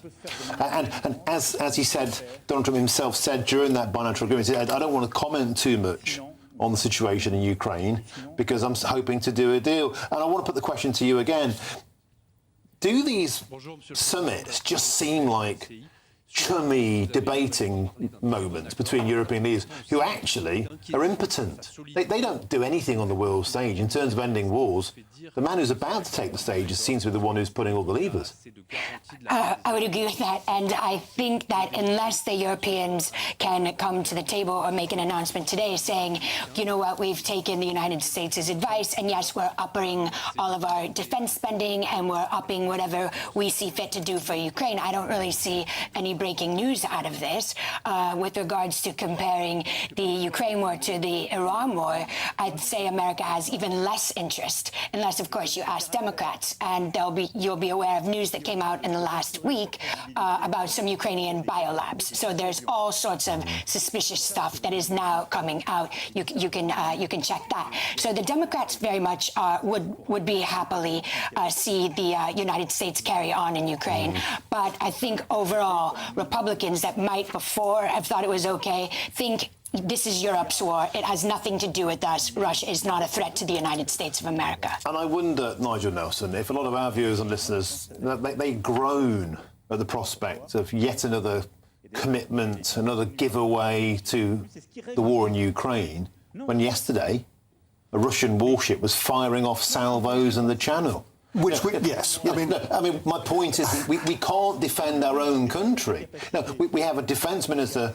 and an armed forces minister who have this week resigned because we're so pathetically incapable of raising our own defence budgets. And yet, here we are once again saying, oh, let's give more help and more money to Ukraine. It's like, Should priorities not begin at home? Well, I think Jennifer was right. It's a European war, and it's very important that we defend Europe, and Ukraine is on the front line of that war. Defend the coast of Dover. Well, let's keep migration out of it just for a second, because if we're talking about defence, what is important is that NATO gets together, spends more money on defence, on the basis that the prediction is we'll be at war with Russia by 2030. Now, where's the money coming from for all this extra good defence question. spending? We've got to actually the Labour Party can't even cut a single penny from the benefits bill. Well, as far as the benefit, it is a good question about where it comes from. Do you take it off pensioners? Half of benefits. How about foreigners? Well, how about today we've learned that a third of all people claiming sickness benefits claim to have anxiety or be depressed. The taxpayer is depressed. The taxpayer's got anxiety at footing this nonsensical, endless £1 billion. But it could be £100 billion before the decade's out. Well, it's going to be more than that. It's going to be more than that. I mean, at the moment you're talking about a benefits bill of about 300 billion, which is absolutely phenomenal. But you've got the problem there that 146 billion of that is down to pensions. So if you're going to cut the benefits bill, sure, the kind of people you're talking about. Well, Keir Starmer went for the pensioners before. How did that end? Well, he shouldn't have gone for the pensioners before. What he should have done was actually tax the better off pensioners, which is what he eventually ended up doing. He shouldn't have taken away the winter fuel allowance from people who were vulnerable. Universal credit for foreigners? How about stopping that? Is that viable? It depends who the foreigners are, doesn't it? If they've been here years and years and contributed to the British economy, they're as entitled to any kind of benefits if they happen to be temporarily out of work as a British person would be. So it depends who you're going to hit. What I'm saying is that if you're talking about the benefits bill, work on the basis of how many different sections of people are costing us money, and pensioners must be in the middle of that. How do you explain the fact, because we're talking about benefits now, because it's intrinsically linked to the fact we've got no money for defence, and that's why we can't defend our coast. That is why the Russians are simply swanning around the channel, firing off sailboats. What's that? We could pay more tax. Well, we try to get that past the electorate. Well, this is the problem with that, mate. Everyone says, right, we must defend Britain better. Everyone says that we're not spending enough on defence. When then the actual cost comes down to the individual, suddenly make cuts. Well, hang on. Think about. No, well, it's also quite simple to actually increase taxes. But you're talking about like a cup of cold sick. If we go down, of course it will, because you don't want to pay for it, and this is the problem all the way through. Taxpayers are already paying for the benefits as well. They are. It's a lose-lose scenario. But if you think Britain needs to be defended better, if you think that John Healey was right, that it should be 28 billion on the defence bill rather than 13 billion, what that comes down to is £700 per taxpayer. That would be the average payment. We've got to find that money from somewhere. You can't take it all off benefits. It's the same you old can't story. take it all off government departments. It's the same old story with socialists. Tax more, borrow more, and give more money away to those who don't work. Explain to me how the sickness benefits bill has doubled since 2019. Do you actually think we're twice as sick as we were in 2019? Or do you think people are taking the mickey? Be honest. I think we need to find out who is claiming benefits, why they need it, and to cut those benefits. I agree with you that we want to try and reduce that bill, but rather than reduce it arbitrarily, which is what Rachel Reeves planned by just lopping $5 billion off disability benefits, let's find out who needs it, who doesn't need it, who can have their benefits taken away. And that is being done. And that's being done by Sir Stephen Timms. Perhaps all these people who are claiming to be disabled, perhaps quite a lot of them aren't. Well, they're making it up. In the way that people used to make it up, they had a bad You have no evidence for that. So the answer is, let us go out. Let's grill them. Well, 4 million of them. It's a big room. And that's the we've created Jennifer, when you listen to this conversation about a bunch of Brits arguing about this, do you look on it and think, what a pathetic country? I mean, seriously. No, I love this country, and I'm a citizen here too, so no, I don't think it's a pathetic country. I mean, the pickle we've got ourselves in with this financial anchor that's dragging us to the bottom of the sea. No, absolutely. I mean, I do think we've done not a very good job with regards to creating a welfare state for people that encourages people to do the numbers, and when, especially like the working class and even the middle class in this country is taxed so heavily, it doesn't take a genius to sit down and do the numbers and say, once you consider childcare and transportation and a lot of other things, half the time it's probably better to go on benefits. You also, with that timing, I think you said it's 2019, that's pretty close to when lockdown happened, and everyone was, healthy 35-year-olds were paid to stay at home because of basically a flu. So, you've got a lot of people who I think have been groomed and become very comfortable with not working in this country, and that's very dangerous from a societal level. And Catherine Forster, I think the Labour Party are waking up to the fact that this is a huge, huge problem. And perhaps with the change of leadership, certain others, Andy Burnham, I think, look, they've been flying the kites. They're going to do something about it. Whether they can do anything about it, because there'll be the same old problem that Keir Starmer, they change who's the captain of the ship. They'll still find that all the crew don't want to steer in a different direction because they've all got constituents they've promised stuff to. Most of the Labour Party parliamentarians used to work for the charitable sector. They're lobbyists to get what they want. Yeah, and you can change the leader, but you've still got exactly the same MPs in Parliament. They got rid of the two-child benefit cap. The Prime Minister had taken the whip off people for being, against that, and then did a complete change of heart and now says that they're very proud of it. They couldn't get £5 billion off the benefits bill. As you said, the majority of Labour MPs have come from sort of charity lobbying backgrounds. But the reality is that the world has changed. The peace dividend that we had for so many years is absolutely gone. And the level of defence spending that we're going to have to get back to, such as we haven't had since the early 80s, there's really, really difficult choices coming. When the Prime Minister made that 5% commitment in The Hague last summer, I said to him, will you level with our viewers that there's going to be really painful decisions coming? And I think the government hasn't levelled with people yet because it is going to be really, really painful. And you say, Martin, why should we be bothered about Ukraine? Well, the government would say that Ukraine is the front line for Europe. Donald Trump, of course he's not bothered. I think he said yesterday, the war in Ukraine has got no effect on us. Except we sell weapons. We are thousands of miles away, but we are not thousands of miles away. And look, if, Ukraine does a deal, gives perhaps the rest of the Donbass, Russia has now got a huge economy built on war, built on churning out weapons. They are not going to just sit there indefinitely. All these warnings about going after a NATO ally, perhaps by 2030, maybe Estonia. If that happens, then we are all in trouble. So, Russia is our enemy. They're in the channel. They're interfering with the attacks on the PM's home. And that's the point. We're already in trouble. We can't. And I know people sometimes roll their eyes when I keep bringing it back to immigration, but I think it is intrinsically linked. Anybody watching this show day in, day out has to admit we can't defend our own border.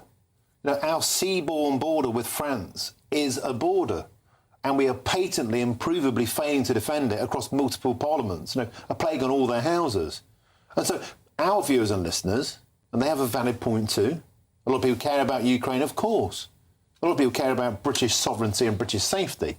And when they see 710 illegal immigrants arriving on Monday, when they see the Russians swanning around the channel, willy-nilly, clearly not remotely afraid of us. I had Colonel Richard Kemp in the studio last night, former commander of the British Army, and he said weakness breeds bravery in your opponent. And that's what's happening here. Now, the Russians aren't remotely afraid of Britain. So Keir Starmer can swan off to Evian all he likes and talk about the coalition and the willing. Putin's like going, You can't even stop me firing salvos at a yacht outside the Isle of Hang on about the yacht. I mean, they weren't actually, as far as we know, and we don't know all the details about what happened last night, but they weren't attacking the yacht. I mean, it seems to be fairly clear. They were showing total contempt for any form of authority for the United Kingdom. Well, that's what I think. Or they were actually trying not to run down a yacht and kill a couple of people on board. Do you believe that? I don't know. That's my point. You're arguing that this was a deliberate action by the Russians. I'm saying we don't know all the facts. Well, I'll tell you the facts. I'll tell you the facts that I got from the former commander of the British Army last night. He wasn't there. Who understands the engagement of... Who wasn't there? Who understands the rules of engagement at sea and at land. And the rules at sea are quite simple. You get in touch via radio. They tried. We've heard from the couple that that's nonsense. No, they didn't get that. They didn't get the message. You weren't there, mate. No, you're an expert. No, what I'm saying to you is that we don't know the facts exactly. So it may be the Russians are lying completely, but you can't sit there and say the Russians deliberately fired on a British yacht. Well, I was just cleaning my gun and it accidentally went off. Seriously, Nigel Nelson. The situation is that the Russian Navy are just swanning around the channel. In international waters, in this case. Oh, that's fine then. Well, there's 4 or 5 more boats come in. If it's international waters, then we were shadowing them all the way through, that we had our own Royal Navy ships doing that. We're a laughing stock. As we should. But we don't start a war. I mean, the whole point is that we're not going to start firing on the Russians just to push Britain into World War III. The important thing is that we get the facts of what happened to the Russian frigate and the yacht, but we don't go overboard and go mad about it. But the Russians are after us, we can see. All right, just before we carry on arguing about the situation in the Channel, which we do often on this show, it's Wednesday. This is what we do. A reminder, Donald Trump is due to speak at the G7 summit, the closing speech in Evian. On your screens now you can see the Truth Social post he put out just after 3 p.m. It is now, of course, 20 past 4. He said here, I'll be doing a press conference in 45 minutes from France. So he's already, by my reckoning, 45 minutes late, but he was an hour late this morning. And he walked in and said, why are you late? He said, I'm the boss, even in France. He said, I'll then be heading to Versailles for dinner with French and other European leaders. Of course, Keir Starmer has come back to Britain, and then I'm back home tonight. The trip was a great success, but mostly what people wanted to talk about is the fact that Iran will not have a nuclear weapon, and that the Strait of Hormuz will immediately be opened. We've heard that a few times before, I think. He goes on, Donald Trump, great numbers in all categories for the United States economy, with more people working today than have ever worked before. Oil prices tumbling down. President Donald J. Trump. So, Jennifer Ewing, we are waiting for Donald Trump to appear on the stage. He's 45 minutes late, but we know he's about to come out, and we are very, very anticipatory that it could be fireworks. Are you talking about Donald Trump. the migration? You think he's going to start slamming Europe, or do you think he's going to... This actually leads me to believe that he's going to be touting the end of the war, and, you know, this is his victory lap around Europe, about how great he feels about the Strait of Hormuz being open, which, of course, it was 3 months ago. But that notwithstanding, that sounds like what he's going to do. But do you think in that same conversation, at the start of this war, particularly with Sir Keir Starmer, he was withering in the fact that he wanted, at the time, he wanted support from his allies, historical allies, World War II. I mean, to a lot of Brits, that still means a lot, that band of blood, that band of brothers. Keir Starmer didn't want to get involved. A lot of other allies didn't want to get involved. And a lot of those allies are the world leaders who were at the G7. Giorgia Meloni was once the darling of the Trump regime. Elon Musk was infatuated with Giorgia Meloni, refused to allow America to use Italian bases for those defensive strikes. Germany said that Donald Trump had been humiliated by Iran on the world stage.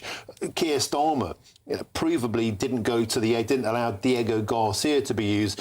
I think even in a victory lap here, Donald Trump's going to be having a go at these people here who he will think betrayed America in your hour of need. Yes, I do. Yes, I absolutely agree with you with regards to that. And I think he might also point out the hypocrisy that people were so offended when the U.S. decided to sort of back away from supporting Ukraine in the war. But so they thought that was terrible of the U.S. to do, and yet they didn't like the U.S. actions in Iran, which, by the way, I agree with the European side on that. I don't think we should have started that war. But I can see how the president thinks that Europe did not have his back. I also think if you watch the way he has engaged with a lot of the Middle East leaders over the last few days at the G7, there's a lot more respect that Trump shows towards them. I think he responds very well to strength and to strong men, and I think he looks at a lot of the leaders of Europe being quite weak. Just looking on our screens now, we have seen Emmanuel Macron now has left the stage there at Evian. The media question round is over. We anticipate now the next speaker at that lectern there in Evian, if we're to be led to be believed by Donald Trump's statement, will be Donald Trump. The headline act, you would have to say, is about to emerge. We're led to believe Donald Trump said himself he will speak. If it's at the lectern or not, we don't know. But Donald Trump has just put that post out on Truth Social. He is going to give a press conference. And Nigel Nelson, Catherine Forster, here we are again. How many times have we been hanging on Donald Trump's presence, on his every word? He's an hour late. Jennifer, you and I sat here once on a Friday afternoon. Remember when Donald Trump was due to speak at Mar-a-Lago, and we spoke for 2 hours. He didn't show up. Yeah. But nevertheless, the viewing figures went berserk because people are hanging on every word that Donald Trump is about to say. Yeah, he does what he wants because he can. He's the most powerful person in the world, and when he speaks, everybody listens. I would just say, though, yes, highly likely to have a go at us. But, although he's not happy with us, European leaders are not happy with him either. And I know he was very upset that, Israel and America began this war and then countries did not want to help, initially at least. But I think their argument would be, you didn't consult us. And if he had consulted these other countries in the Middle East and in Europe, they would have said, don't do this, because if you attack Iran, they will close the Strait of Hormuz. This is a critical waterway. There will be economic global shockwaves go through the world. But he didn't do that. My suspicion is that he is feeling delighted that he thinks America is going to get out of the whole of this war, recover, get things back on an even keel, and that he's going to keep coming back to touting victory, I suspect. But we don't have long to find out. Nigel Nelson, I mean, it is now being portrayed very much here. You can see the Truth Social post here by Donald Trump just after 3 p.m. He said, I'm going to speak at a press conference in 45 minutes from France. Well, it's now 45 minutes late. I'll then be heading to Versailles for dinner with the French and other European leaders, and then back home tonight. And the topic here is the Strait of Hormuz. The topic here is Iran, nuclear weapons. So you would anticipate Donald Trump will be making not probably the announcement of the end of the war, because we heard that was Friday, that may be in Switzerland, right? Yes. Well, they docu-signed it already. Yeah, so it's been signed. So it's just the ceremony. So this could be, like a victory parade, but I put the same comment to you as I said to Jennifer. Donald Trump's probably like to say, well, I won this war, no thanks to you lot. Well, I mean, the war has been a complete and utter waste of time if the memorandum of understanding that is going to be signed in Switzerland on Friday and the reports of it are accurate. Trump has achieved absolutely nothing. There will be an end to the naval blockade of Iranian ports. He started that because of the war. Straits of Hormuz open. Well, they were open before the war. Iran repeats its promise not to have nuclear weapons. That's no different from the deal that President Obama struck in 2015. And the Iranians get their assets unfrozen and can start selling their oil again. So Iran, ironically, comes out better off from this war than when they started. Well, is that true? I mean, they've lost a couple of psychopathic ayatollahs along the way. No, and they may well have lost. But they haven't lost the regime. But they may well have lost huge resources of amounts of uranium. No, that's presumable. Well, that was meant to happen last year. The last raid last year. Bunker busters that we were told about a year ago, that incredible operation that had got right down and had apparently obliterated Iran's nuclear capability. That's only a year ago that we were told that. Well, I guess the point is no one's allowed into Iran to inspect any facilities or... Well, they were. So how do we know? They were under the old deal that did Obama negotiate it? But this war now, do you actually believe the Ayatollahs would lead you directly to where all these things are being? But the whole point is that's the reason you have nuclear inspections. You have the experts in who go and do that. That's why we never found any weapons of mass destruction in Iraq. We had the inspectors in because there wasn't anything there. So I don't know whether Iran was trying to develop nuclear weapons secretly. You can bet your life they'll be thinking much more seriously about developing them now to ward off any future American or Israeli attacks. Following on from what Catherine said about the bunker busters last June, when we were told, these were obliterated. If you listen to what the Vice President said yesterday, he said, actually, since February, we did obliterate them even more. So apparently there has been further obliteration. But I think what's really going to happen here is Iran is going to be welcomed back into the global economy. And I think that's what a lot of people, pre-JCPOA, myself included, were traveling to Iran, thinking this is one of the last emerging markets, 90 million people, highly literate, very, very young. And if you listen to what both the Vice President says and the President, I think you're going to see Iran, if they behave, which is what the Vice President and President have said, if they do, slowly welcomed back into the global economy. And I know that's going to be very hard for a lot of people to deal with, but I think that's where we're being guided towards. OK, thank you very much, Jennifer, Catherine and Nigel. And just a quick reminder, we are anticipating Donald Trump to emerge soon.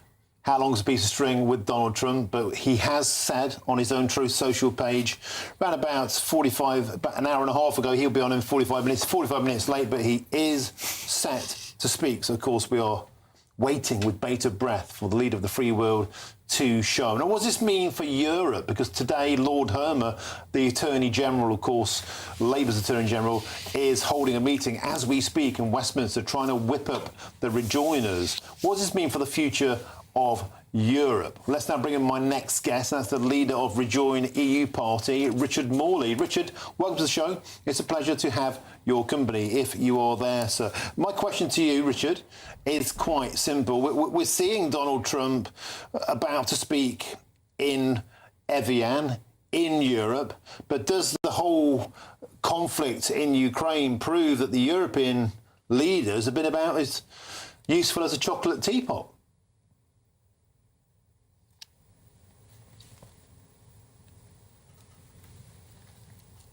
No, we can't hear Richard. We've got problems with Richard Morley's audio. Let's try and get that sorted out. Let's get back to the studio in the meantime and carry on our conversation. Jennifer, let's get back to you. I want to talk about Europe because every time there's one of these summits, the European leaders try to make out that they're the tough guys. They're the ones in control, the coalition of the willing, that they will stand aside, and they're constantly critical of Donald Trump's demands for more money for NATO, even though they know it has to be true.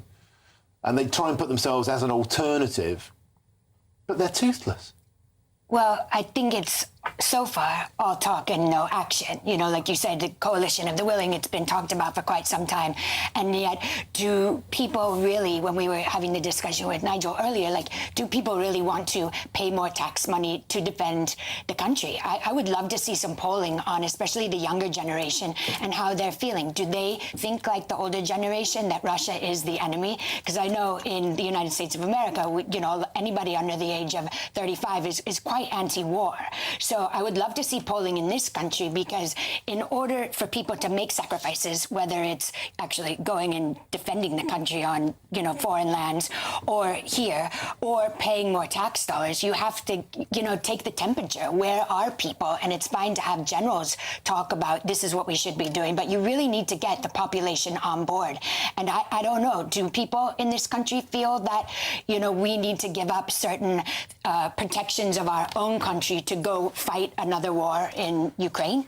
Just to get a bit of an update, because there was quite a lengthy question and answer session there with Emmanuel Macron, the French president, to the world's media. There's a couple of lines that came out of that which are pretty interesting.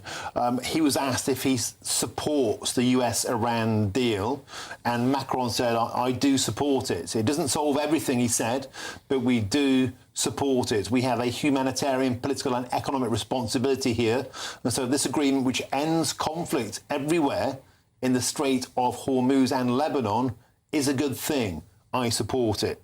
So, I mean, as we were saying before, I don't know what difference it would make if Emmanuel Macron supported it or didn't support it, because it's probably going to happen. It's a deal done between the United States and Tehran and Israel, Tel Aviv. So it's not really a deal that even ostensibly even involves European leaders, is it? Well, it might, because I believe that one thing the president has said over and over again is that it's the Europeans and, of course, the Southeast Asians that use the waterways, use the strait, you know, for their oil and gas. So I think he might be open to hearing if Europeans, including France and the UK and Germany, get more involved in, say, assisting with keeping the Strait of Hormuz open. That's one way I would think that they could, in the president's eyes, make up, so to speak, for not getting involved earlier.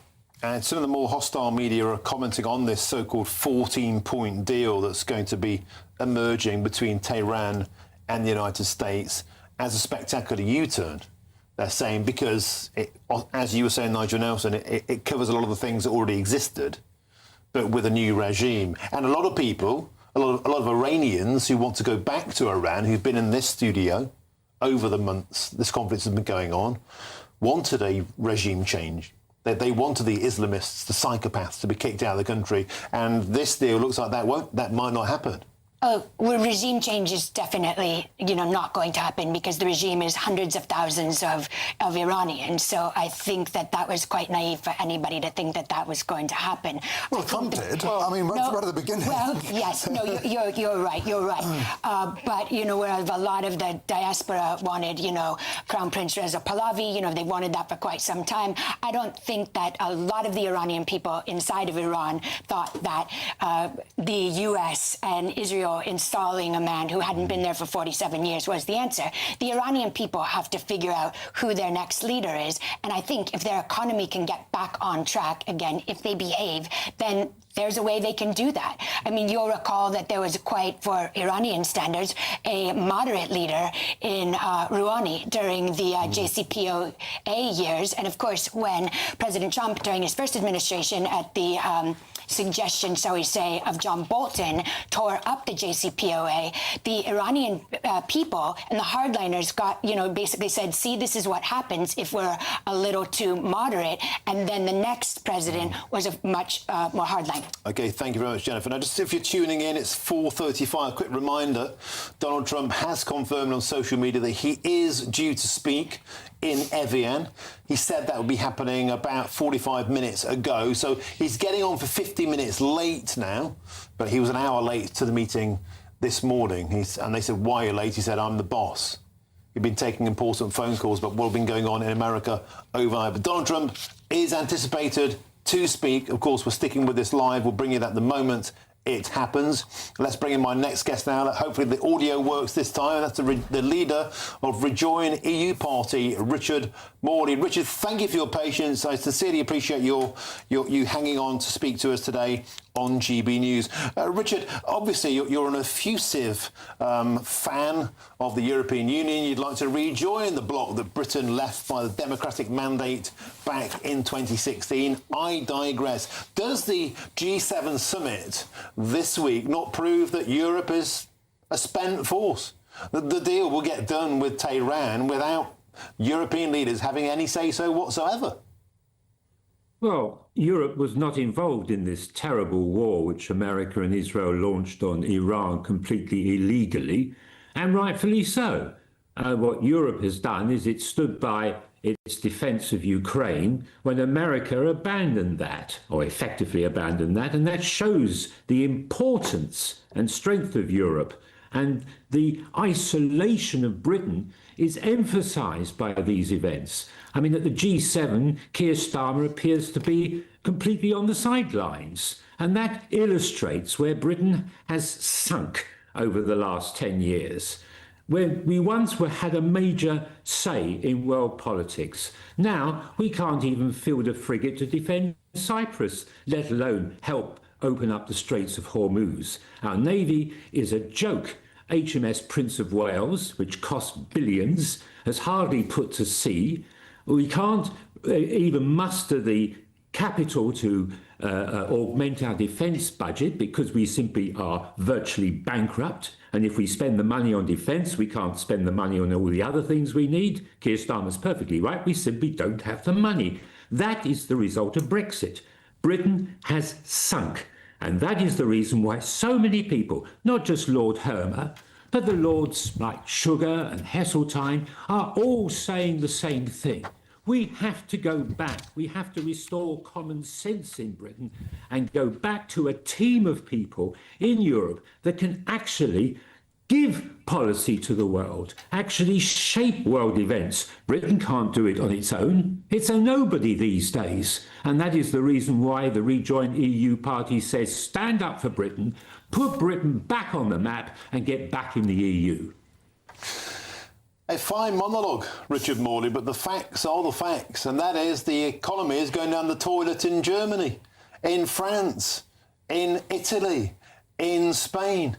You know, the notion that we will rise, leap like salmon from the economic abyss by tying ourselves back to a failing bloc is a fantasy.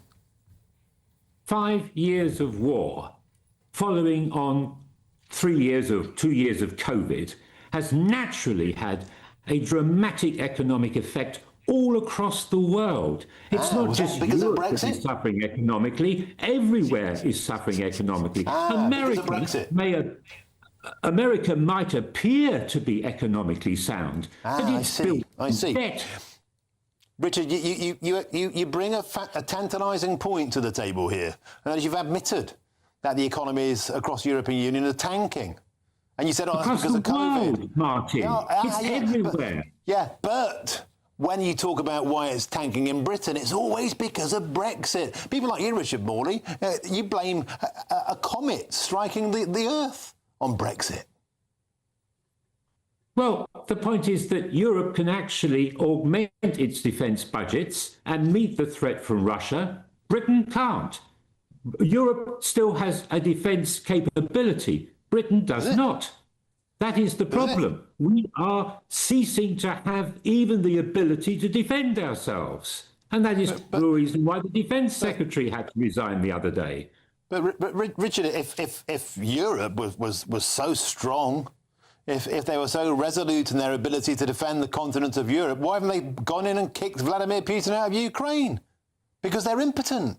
They're toothless, they're potless, and they rely on NATO. They rely on Donald Trump. Without Donald Trump, the continent of Europe would sink. And that's the point. Rejoiners, people like yourself, spit on the ground that Donald Trump walks upon. The reality is, without Trump, Europe's kibbered. Well, you could say, without Europe, Britain is kibbered, as you put it. That's we're talking about Britain here. The people watching this programme are mostly concerned with the fate of their own country, with Great Britain. People want to have food on their plates. They want to have jobs to go to. They want to have social services that are actually funded and work. They want to have controlled borders, they want to have sovereignty, and they want to decide their own democratic output. They don't want to take rules from unelected tin pot bureaucrats in Brussels. They want to be in control of our own nation, our own destiny, Richard Morley, not to go back in time to the bad old days of being tethered to Brussels. It is your side, Martin, that is going back in time. You can't reverse history and undo the progress of centuries of nations coming together. We don't want to turn back time. We Brexited, Richard Morley. I'm sorry? The war's over. We don't want to go back in time.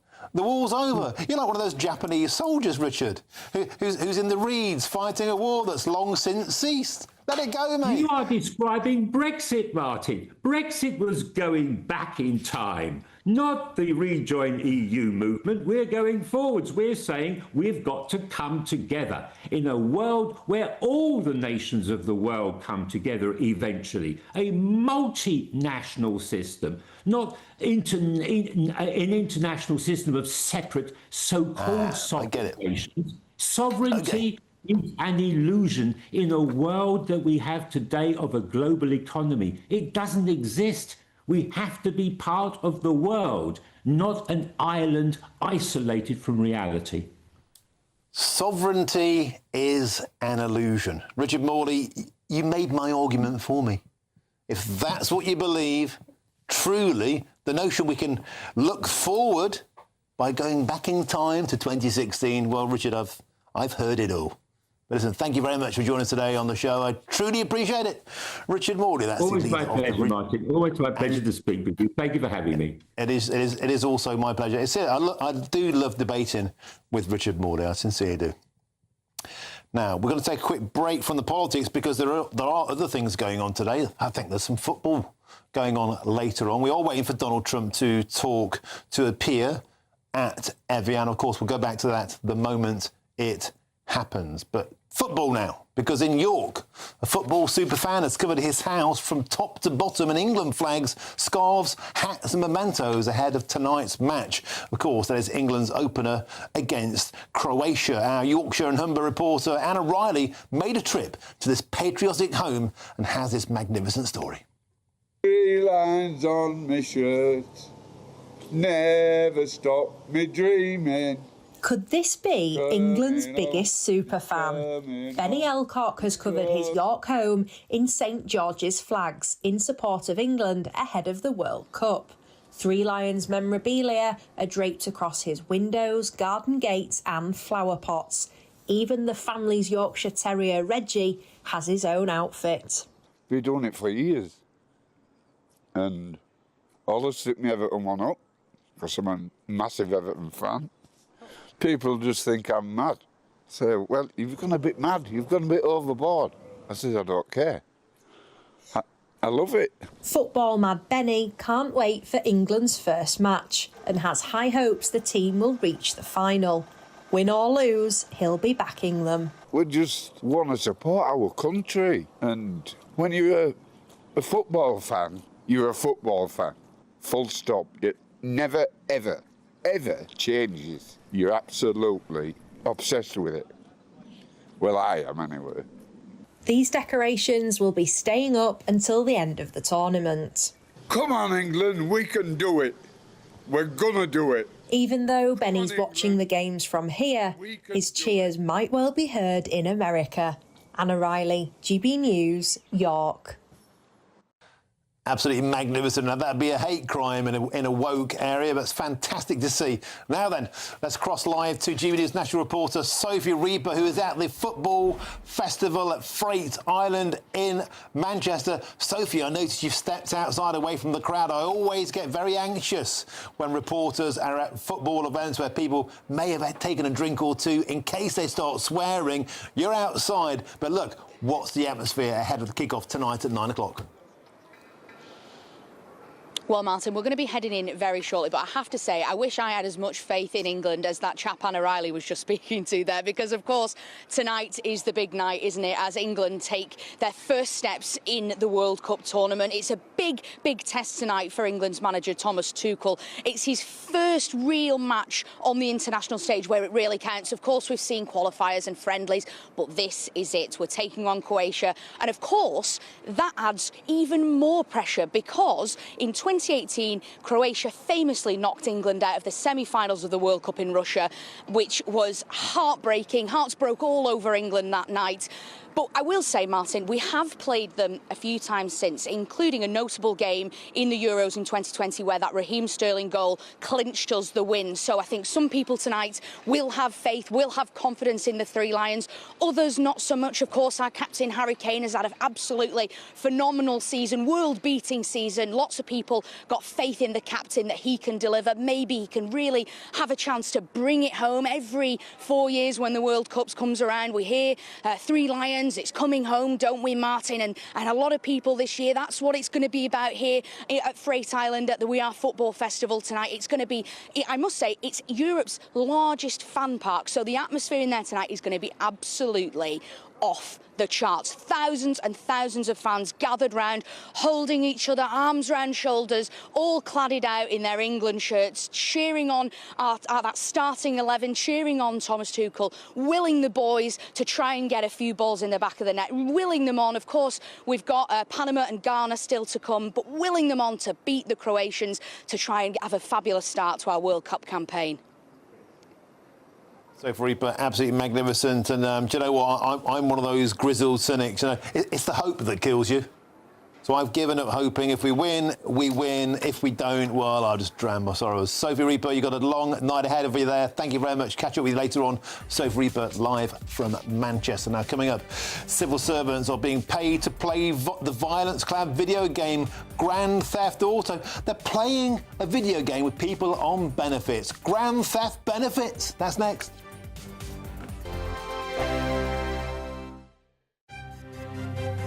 GB News Breakfast, every day from 6 a.m. But there's a huge amount of psychological evidence. There's lots of theories about when people make decisions and follow them with actions, their behaviour becomes consistent with the choice they made. So if you get married, you're more likely to see each other with rose-tinted spectacles, that kind of thing. The signal value of marriage is absolutely huge. I was talking to a young couple who are newly engaged just the other day, and they said it was amazing how it actually changed the way that they felt about their relationship. So it does provide extra security, and doing it in front of your friends makes a huge difference as well. It holds you to account. So there's a huge psychology behind the act of marriage. So it would be weird if there wasn't any effect at all. I found that your family background, so your age, your education, income, affects about half of your chance of staying together. GB News, the People's Channel. This is GB News, Britain's news channel. The art world has lost its darling, probably the most respected, celebrated, influential artist of the 20th and 21st century. And as you say, career spanning 7 decades, whether you're looking at his portraits or his Californian swimming pools or his spectacular Yorkshire landscapes, he made art for the people. The art world can be a rather snobby place, which is unfortunate at times, but he made art for the people. If you think about the portraits, the people that he painted, whether it be Mr. and Mrs. Ossie Clark, the fashion designer, and Percy the cat, or Harry Styles, or a portrait of his carer. GB News, the People's Channel. This is GB News, Britain's news channel. Well, I'm going to try and explain what SpaceX is. It's set to become one of the most valuable companies in the world. But it's not just about rockets. Everyone will be aware. OK, well, it'd be really nice if Elon Musk could could help us out with our tech here, because I'm trying to draw a rocket and we're not able to. What is going on? I'm so sorry, ladies and gentlemen. I'm afraid our very own. Let's see. No, we're not. I'll try and explain what's going on with SpaceX without any visual aids. How disappointing! It's 3 companies really. It's a rocket company, it's a communications company, and it's an AI company, all in one. It controls 84% of the commercial launch market in this country. GB News, the People's Channel.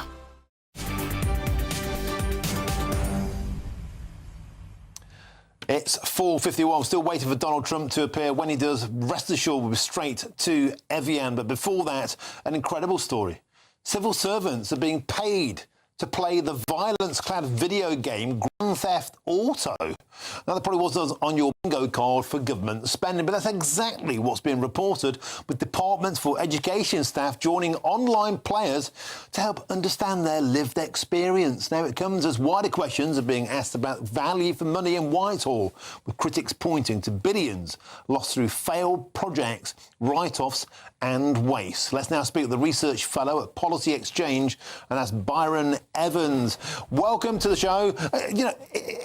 This is ridiculous. Yeah, I mean, the story itself is, surreal isn't really the word. The idea of creating a safe space in Grand Theft Auto is just ludicrous. But I do think it speaks to a wider notion, undiscussed sort of debate around the direction the civil service is going into. This is an organisation that was set up in 2014 with 3 members of staff. This now has 30 members of staff. and they've worked with all departments across the civil service, and there's their own sort of policy labs in dozens of departments across the government. I think it really does speak to the idea of how much political control do elected ministers have over the government, and should there potentially be reform around it? Why is my simple question. Why are civil servants fiddling with their joysticks, interacting with the public? I mean, help me out here. Is it April Fool's Day? Yeah, well, look, it's a part of a research initiative. They use a lot of random different techniques and innovative research methods. Elements of it were using art to inform policy. And, you know, it is ludicrous, but there's a real lack of grip over how the civil services ran. And this is an organisation that's been doing this for 5 or 10 years. I mean, you should take a look at their blogs. They are quite entertaining, but this is taxpayer money being spent on policy change that no one's voting for, and it doesn't seem like the politicians are aware of even happening. OK, well, we'll have to leave it there. Thank you very much indeed. That's the research fellow at the Policy Exchange, Byron Evans. Thank you, Byron. Lee Anderson's just emerged over there. I think he's waving. Can never tell with his hand gestures. Let's get back to the studio for a quick bit of reaction before the end of the hour. Still waiting for Donald Trump to appear at Evian. Catherine Forster. Civil servants playing video games with the public. Have we lost the plot? I actually think this really falls into the you couldn't make this up category.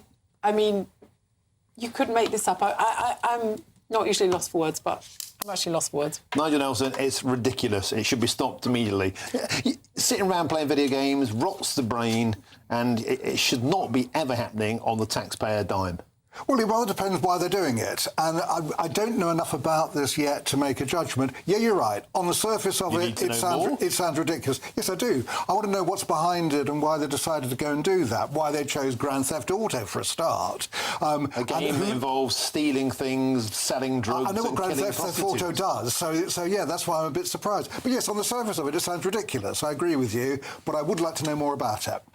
OK, well, that's a very diplomatic way of saying you think it's a complete and utter waste of taxpayers' money. It's probably the nearest we'll get to that. Thank you very much indeed, Nigel Nelson, Catherine Forster, and, of course, Jennifer Ewing. We are, of course, still hovering over the anticipated arrival of the most important man in the building, not Lee Anderson, who's out there, but Donald Trump. Donald Trump is set to take the lectern in Evian, the closing ceremony, if you like, of the G7 summit. Emmanuel Macron, the French president, gave a speech. We understand Donald Trump is now an hour and 15 minutes late, but he was an hour late to the entire meeting at the start of the day. When he turned up, they said, "Why are you late?" He said, "I'm the boss. I'm the boss in France," said the US president. We're expecting an announcement about the cessation of conflict with Iran, Strait of Hormuz to be opened fully. We're expecting perhaps a withering statement. There we go. The lectern has been prepared with the stars and stripes next to the tricolour of France and, of course, the omnipresent European Union flag. They can't resist. They can't resist rubbing our faces in it. There's the European Union flag. You know, Ursula von der Leyen will have a front row seat. We're going to be there for this huge moment. Donald Trump, he keeps us waiting, but it's worth the wait. Trust me, it's going to be explosive. You'll not want to miss Donald Trump tearing into the G7, tearing into G-Stormer. Could it be the final humiliation for Never Hear Keir? That's next here on GB News.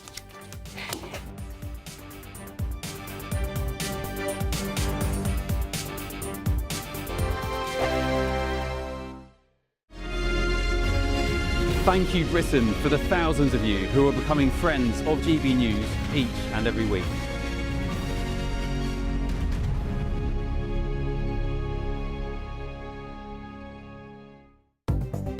Good afternoon. This is the latest AI travel news from GBnews.com.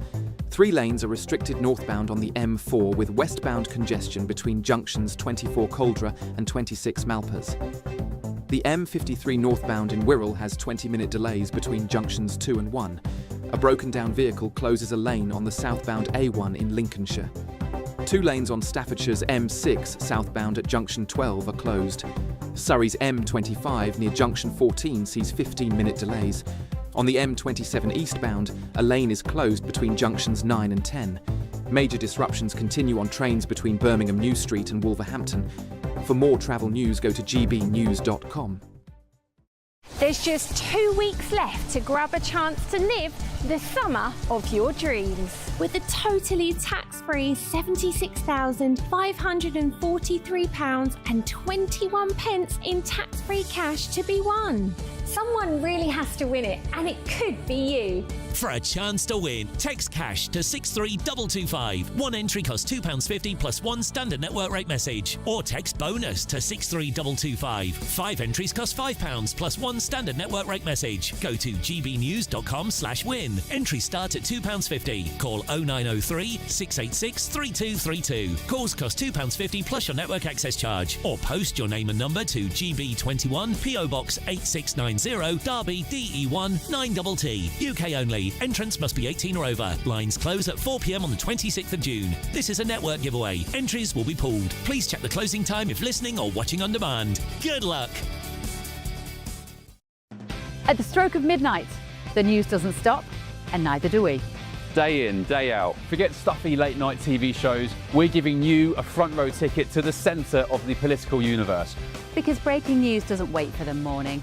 And neither do we. Join us for one of the most controversial and volatile times of politics in human history. A very big story. Big story over here. You won't get this anywhere else. The Late Show live at midnight, every night. Only on GB News. Bold. They are under no illusion. Ray. Are you a human trafficker? Boundless. I've had enough of the nonsense, and I'm not afraid to say it. Don't get us on the BBC. Every weeknight, I tear through the headlines. The smell of gasoline. Should we be worried about it? From Westminster madness to cultural war chaos. What we're going to do now is they are throwing things out the car as we speak. Get ready, Britain. Here we go. Patrick Christie tonight, weeknights from 9 p.m. only on GB News, Britain's news channel.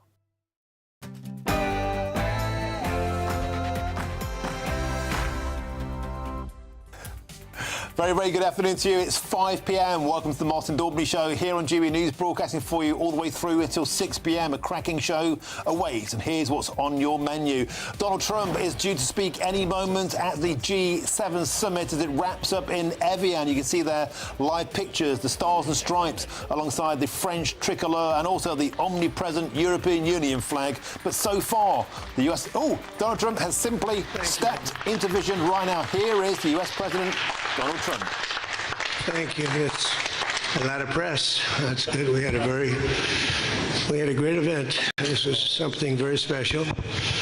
And I want to thank President Macron and Bridget, his really lovely wife, fantastic person, for welcoming us to France for an extremely successful G7 summit. I would say it's one of the most successful. And this meeting could not have come at a better time. On Sunday, we reached an agreement with Iran that achieves everything we set out to accomplish, everything and much more. Ending the current conflict, reopening the Strait of Hormuz, and preventing Iran from ever obtaining a nuclear weapon. That's what it was all about. That was about 99%. Iran cannot have a nuclear weapon. They can't develop it, buy it. They can never have a nuclear weapon. At the same time, with this announcement, or close to it, as people started to think it was going to happen when Iran was making some very positive statements, the stock market has surged to record highs, picking up thousands of points over the last short period of time, thousands of points.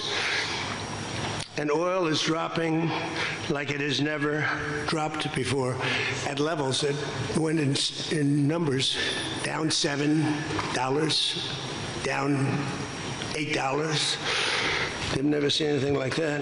But if we didn't do this deal, we could have dropped more bombs for another 3 weeks, 2 weeks, 4 weeks, 2 years. You would never have the Hormuz Strait open. You would never have success. Your market would have, instead of going up at levels that nobody's ever seen before, would go down at levels that nobody ever saw before, maybe except for 1929 or whatever. And, you know, all the tough guys don't realize that this wasn't a 3-month deal. This was years in the making. You know why? Because I was the one that killed General Soleimani. And if I didn't kill General Soleimani, we probably wouldn't be talking right now about this deal, because he was a mad genius. They never were able to replace him. But a lot of people forget that. The tough guys, you know, the tough guys that would drive the country right down the tubes. The past 2 days have provided a chance to discuss the details of this historic agreement with many of our closest friends and allies, including the G7 nations and many presidents and prime ministers, as you saw. Prime Minister Modi was here. We had a long talk. He's a great guy. They are thrilled that we made a deal, every one of them. There's not one nation that came to us and said, please, sir, keep dropping bombs on them. Please keep dropping bombs. The stupid people say that. But I'm thrilled to report, and by the way, those last 2 days were brutal. $200 million worth of bombs. And, you know, it is expensive too, by the way, aside from everything else. And they knew I was coming for a third night. We informed them we're coming for a third night. They didn't have their Navy, it's sunk. They didn't have their Air Force, it's gone, not one plane. They didn't have anti-aircraft equipment, so we got free reign. They didn't have their leaders. But they have a new group of leaders that I think is, actually, I think they're smarter. I think they're very smart. I think they're far less radicalized. And I think they're really good. They love their country. You know, you talk about regime change. Nobody will say that, but I guess that's, look, their one set of leaders is all gone. Their second set of leaders is all gone. Their third set of leaders a little bit gone, but for the most part, and frankly, I think that's regime change. I think they're going to behave much differently. I think they see a different way of life that they were never exposed to. So the one thing I didn't want to see is I didn't want to see economic catastrophe. If you kept this going, that could have happened. But all I know is every time we talked about the possibility of peace, the stock market shot up like a rocket ship. It never went down. They didn't like it. The people, you know, the stock market is more brilliant than anybody there is, including the people on the stage, other than me, of course. Let's see. I don't know. What do you think, Scott? Is the stock market more brilliant than you? No, sir. Oh, that's a terrible statement. All right. The stock market is quite brilliant. And every time we said something amazing, like we're going to settle, it would go up. And every time we said something negative, like, guess what, we're not going to be able to settle, it would go down very big, Peter, right? Very, very big. Tells you something. And you know, I've studied presidents, some good, some bad, some great. Not too many are great, and some really bad. We had one just recently. And the one president I did not want to be was the late, great Herbert Hoover. I didn't want that, and who knows what would have happened. But bad things happen, so the past 2 days have provided a chance to discuss the details of the deal with the closest friends and allies, the heads of countries. They were all here, a lot of them, far more than the 7, as you know, a lot of them. And they put out a statement. I think President Macron, who did a great job, by the way, did a really fan, him and Bridget, they did a great job, but they all put out statements saying they love this deal because they want to see it over. And they love the fact that the hormones, don't forget, if we were going to drop bombs, let's say we went another month, another 2, 3 months, maybe weeks, could be another 3 months. Could be whatever. What do you have left? Got maybe nothing, but you don't have, the strait will never be open because people that own billion-dollar ships, these ships cost $1 billion. They don't like sailing ships or having their ships participate when you go up the coast and you go through the strait and there are rockets flying over your head. They want to protect their $1 billion investment. You wouldn't have oil for maybe years. These are stupid people. But nobody was tougher than me. Nobody hit Soleimani. You know, when I hit Soleimani, people thought that was the biggest thing to happen in the Middle East for 50 years. That was the biggest event. He was the boss of Iran and respected, but he was a mad genius. He was a genius, the father of the roadside bomb. When you see young men, and in some cases women, mostly men, walking around without legs, without arms, with a face that's been blown to smithereens. It's Soleimani, 95%, 96.2 they say or something, 95%. That was Soleimani did it. Happened to come from Iran, and I blew him up. You remember that? I blew him up in the Valley of Death. He got off his plane and we followed him, and in all fairness, because they've been wonderful to me, Israel, but they didn't want to do that attack. They were all set. The night before the attack, they informed me they didn't want to do it, so I had to make a decision. I made the decision to do it.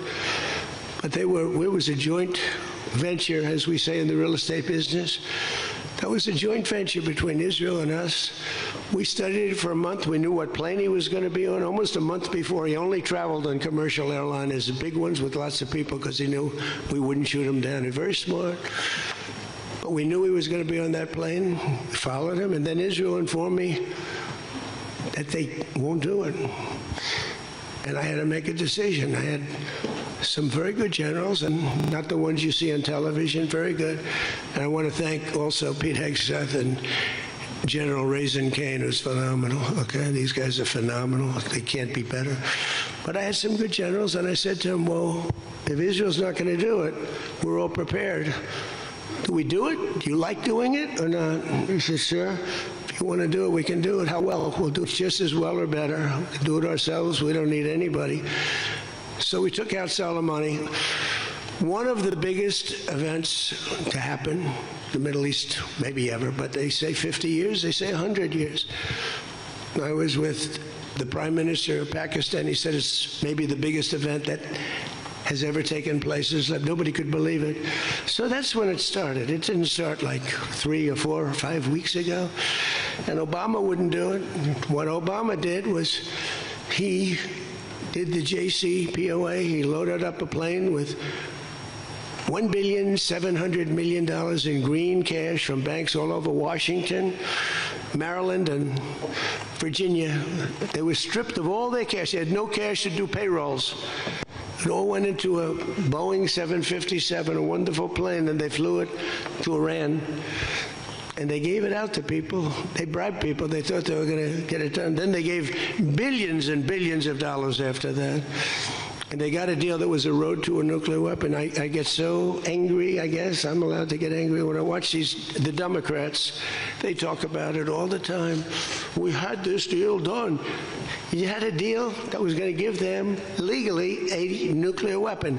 And if that happened, Israel would have been blown away. And in all fairness to Bibi Netanyahu, who happens to be a good man, gets a little excited sometimes. But he happens to be a very good man. We've had an amazing partnership. He's been an amazing prime minister. We have a little dispute over Lebanon. I say, you can do a little softer touch, Bibi. You don't have to knock down a building every time somebody walks into it that's from Hezbollah. But it's been an amazing partnership. But he will say, we're the big partner, and he's the very small partner, and that's true.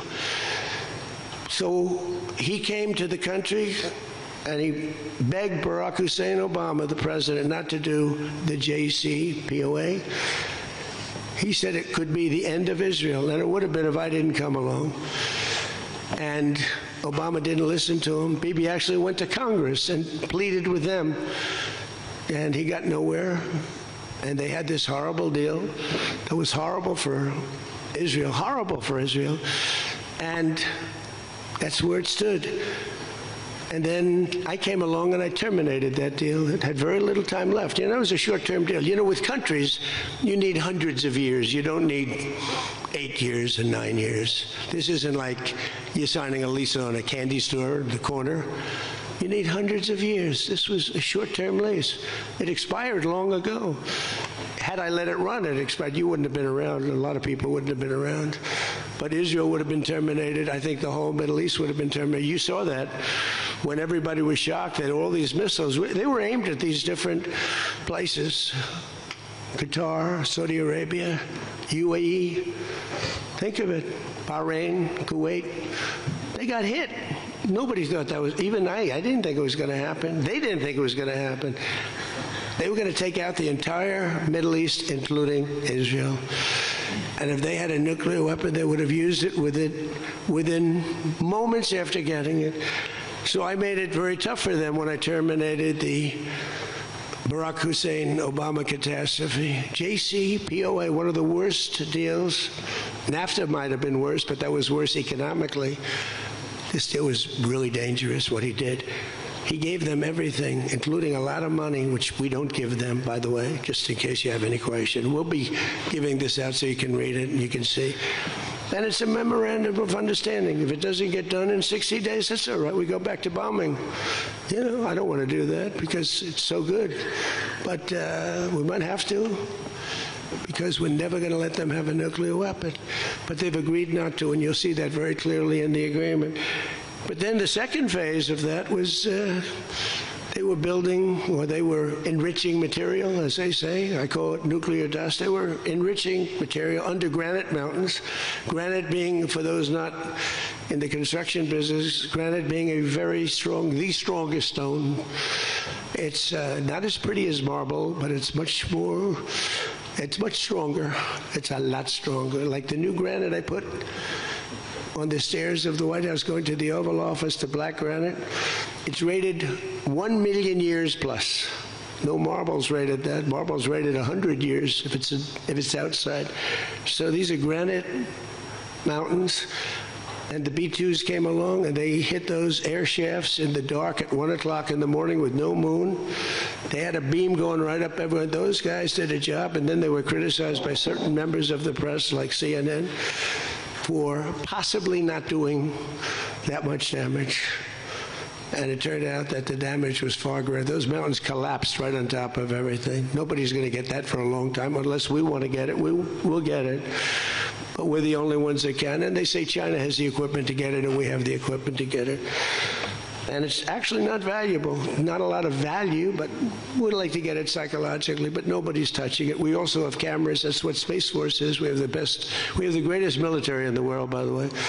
But I'm proud of Space Force because I started it. We have Space Force cameras on every single door, well, there are no doors. They've been pretty well shattered, but every area of that, if somebody walks in and he's got a badge with his name on it, like Mohammed something, which is about a 50-50 guess, Mohammed something. They can tell the name. They can give you a serial number. We can see things you wouldn't believe the quality of the stuff that we have. That's why we've been so successful. That's why our blockade will go down in the annals of history as being unbelievable. Nobody's ever seen a blockade like that. It's like a steel wall.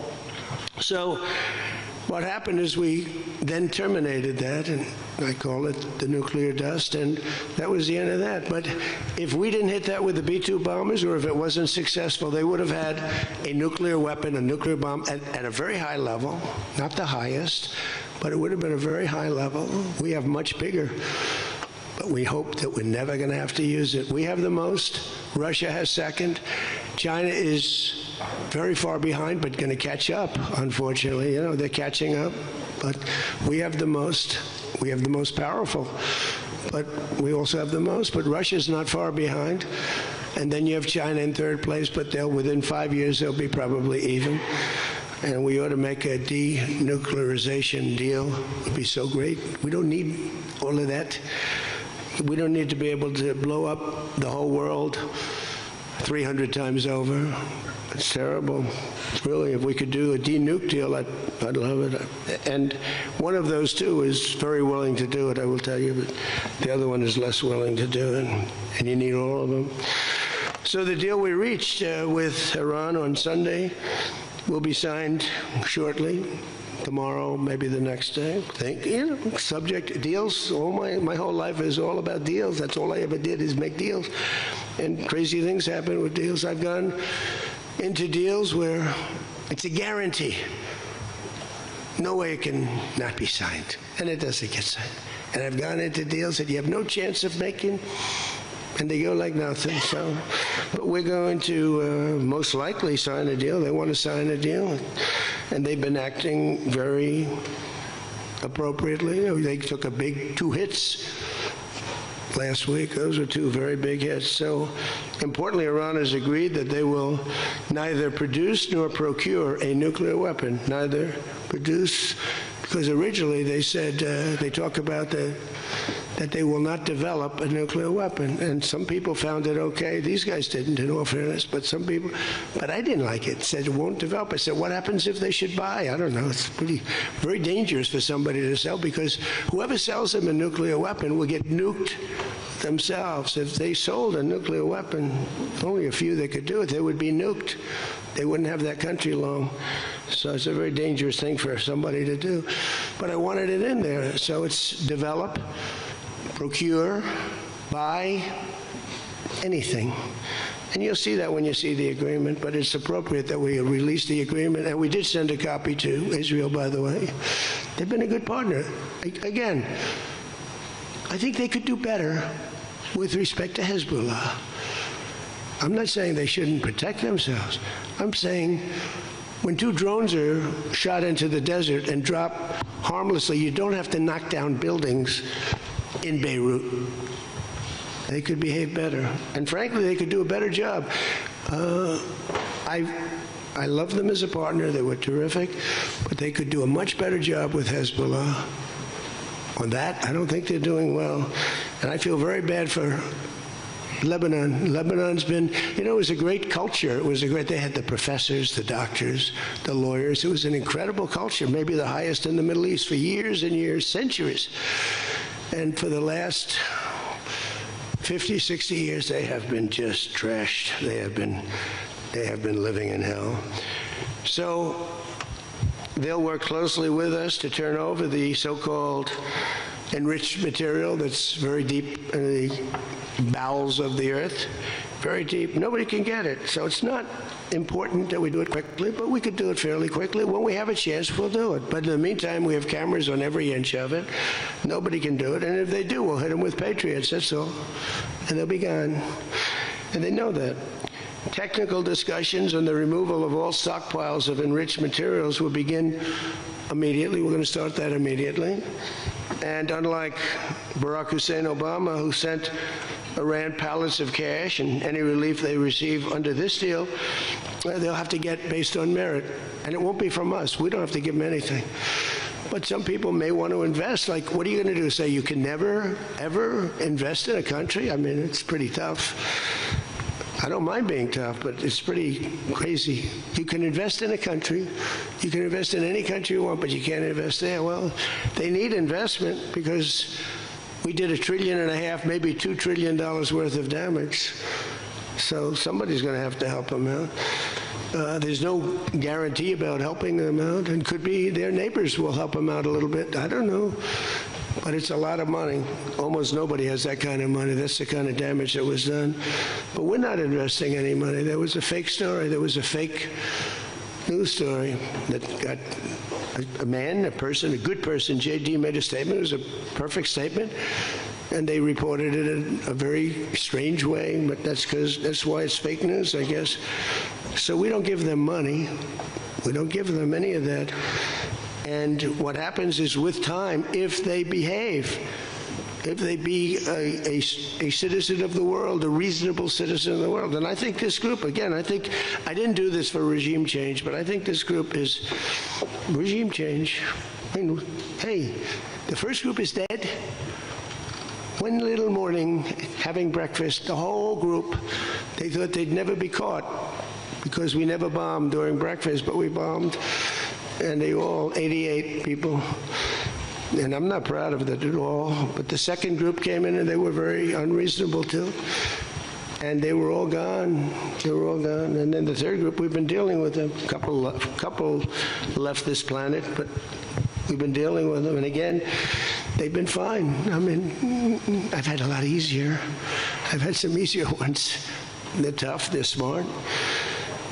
Maritime traffic through the Strait of Hormuz has already increased very substantially, and the normal flow of energy will resume in the coming days, and trillions of dollars will be made by the world, and the stock market will, I believe, continue to rise. The only difference is that a player that's very volatile, very tough, very smart, frankly. They have, in one way, a primitive culture, but it's also a genius primitive culture. They're very smart people, very good negotiators, but so are we. So rather than possibly going into a depression, rather than having your favorite president be Herbert Hoover, I was always the one I didn't want to be. I wouldn't have preferred Nixon. I wouldn't have preferred, there are plenty I wouldn't prefer, but the one I always thought of, Herbert Hoover, and he caused it. He raised taxes too fast, and he raised interest rates too fast, all at the same time. And it caused the Great Depression. So I don't think I'll make mistakes like that. I lower taxes, I don't raise taxes. In fact, we just gave you the largest tax decrease, largest tax cut in the history of our country. So we'll be working on a parallel effort with the Gulf nations to address non-nuclear issues, such as the conventional ballistic missiles, which we'll be talking about, and support. I mean, they have to have some because other people have some. You got to have some. Somebody said, you shouldn't give them one. I mean, I have guys, I like some of these guys, but I don't think they're smart. Sir, you shouldn't let them have any missile. I said, well, what am I going to do? Am I going to let Saudi Arabia have missiles, but they can't have them? Yes, sir. It doesn't work that way, you know? It doesn't work that way. And missiles aren't the problem. Missiles they hurt a little location, but they don't blow up the planet. So the Gulf nations will address the non-nuclear issues. As we'll be talking about the ballistic missiles, and we'll talk also about the terrorist proxies that they have. That we don't want that to happen. But I want to thank our partners in both Pakistan and Qatar. These people work so hard. And they knew him a little bit.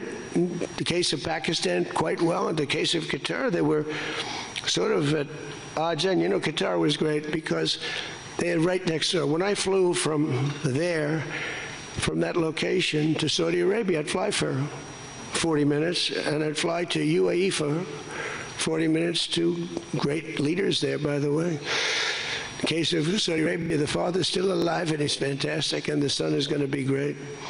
He's going to be great. The Crown Prince and Mohammed at UAE is an incredible warrior. He was dropping bombs. Last week I said, who the hell's dropping all those bombs? It was UAE. He's a good fighter, Mohammed. But every administration for decades has sought to get Iran to relinquish its nuclear ambitions, but the threat only got bigger. The words got bigger and bigger and stronger and bigger, and nothing ever happened. And Iran got stronger and tougher. If we didn't blow them up the first time and then blow out those weapons, they would have been unstoppable. This should have done, what I'm doing and what I did, should have been done years ago. Would have been much easier, much less firepower. But it wasn't. And again, I want to thank all those countries, and I want to thank Israel and Bibi Netanyahu.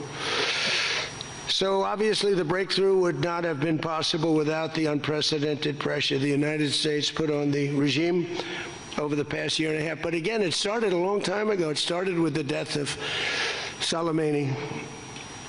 That was a big deal. No president in history has ever been tougher on Iran than I have, and they know that. And by the way, if they don't honor the agreement, or some things aren't even mentioned in the agreement, it's a memorandum of understanding, but we have an understanding of certain things without writing it. And if they don't honor that, we'll probably go back to bombing them until they honor it, you know? It's amazing what bombs can do. So I say it. The Obama deal was a road to a nuclear weapon, and let's call it the Trump deal, was a wall for a nuclear weapon that the nuclear weapon could not get through. Nobody's going to get through it. We built a wall. They weren't going to have it, and that's what we have right now. And it says very clearly, the most important clause to me, too, number one, the Strait opens, but that's much less important than the other clause, clause number whatever, 5, 8, is a very strong statement that they will never have a nuclear weapon. And it doesn't say they'll have one in 5 years or 10 years or 20 years. With Obama, they were able to enrich very quickly. This agreement now provides Iran with a historic opportunity. If they follow the path of cooperation we'll have opened for them, their country will have a chance to survive. Now think of it, you know, they have 91 million people. People want me to bomb the bridges. Why don't I bomb? I already did, because, you know, they went back on one of their promises, and I bombed their biggest bridge, the equivalent of that was the George Washington Bridge of Iran. But we bombed that bridge, you saw that. One quick strike by an F-22, the most beautiful fighter jet ever made, by the way. In fact, we're ordering some more of them. We're bringing it out because it's so effective. It's incredible. It's incredible. Well, look, we have the greatest military in the world. Those B-2 bombers are unbelievable. Who would have thought they could handle, each had two because the flight was so long, but they handled three of the biggest, heaviest bombs, hundreds of thousands of pounds, and they handle them like they're nothing. It's amazing. And also, they're undetectable. They flew into Iran, totally, think of it, totally undetected. Now, Iran's waiting for them. They're waiting for them. And they never saw them. 1 o'clock in the morning, they never saw them. They're stealth. And we just ordered 22 more. The newer, upgraded version, which I guess is better. I don't know how the hell you get better. But as I expressed to the world leaders here this week, it's my hope that the peace agreement will be the beginning of a much larger deal all across the Middle East. We're very close. Look at the job we've done on Gaza. Look at Hamas. Hamas has been very silent. You haven't read anything about Hamas, and we're trying to get them unarmed. You know, they grew up with a machine gun in their hand. I think they actually, when they were born, they came out with a machine gun in their hand, so it's not the easiest thing, but they've actually, you know, behaved pretty well, considering this was not the lifestyle that they were taught to have. But including an end to all Iranian aggression, they're not going to be Iranian aggression, and an end to war and terror in Lebanon. So the Lebanon peace is something we'll have to work on a little bit. It's a very small piece of the puzzle, actually, but it still makes a lot of noise. The big deal is the Iran deal. That's where the money is, where the power was. But they have Hezbollah, and you got to get that done one way or the other. We'll do it. I think Israel can do a much better job on it.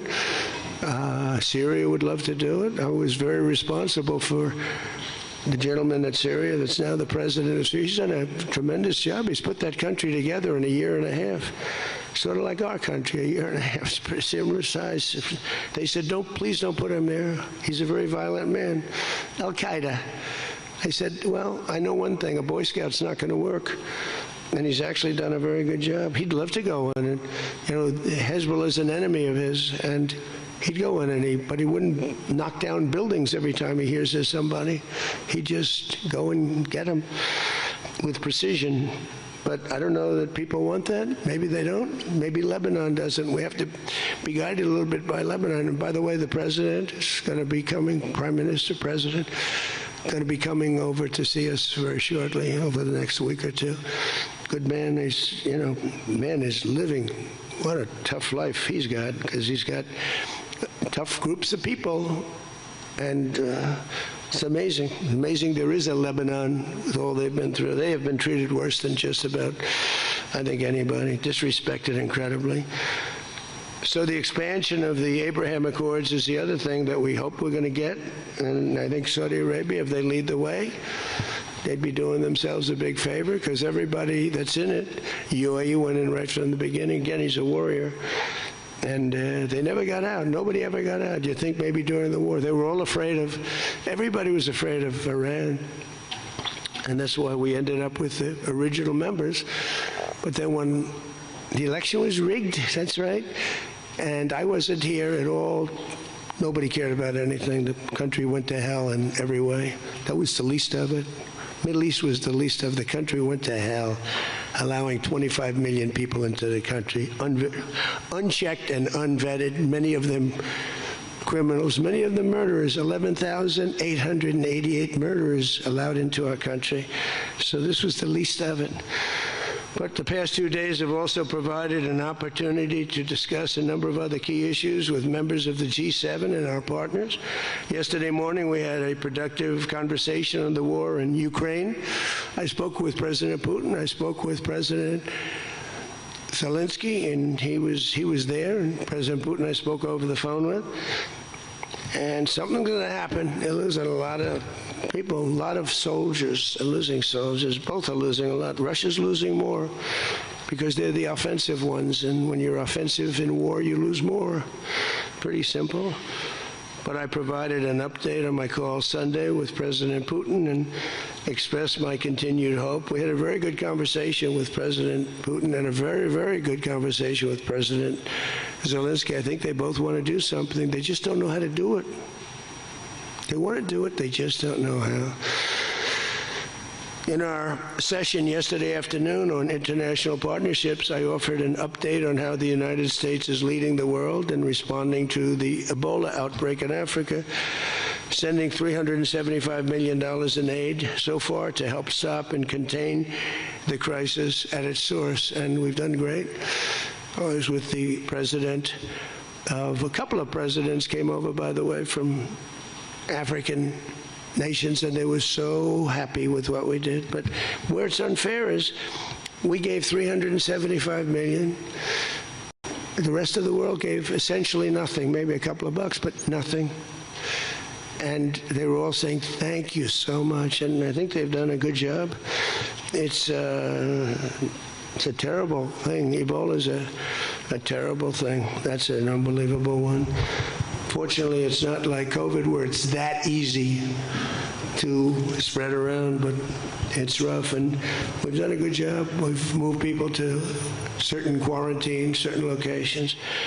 But today we also had excellent meetings on the economy and artificial intelligence, which is amazing what's going on with that. It's going to be the biggest thing ever. We have to be very careful with it. It's both great and could be bad. We have to be careful with it, but we're leading China, we're leading the world on that. We're allowing them to do their own electric plants because they need, as an example, those buildings are so big, and they're not taking the community's electricity. I gave them the right, it's my idea, I gave them the right to build electric plants like Con Edison in New York. Dig we must.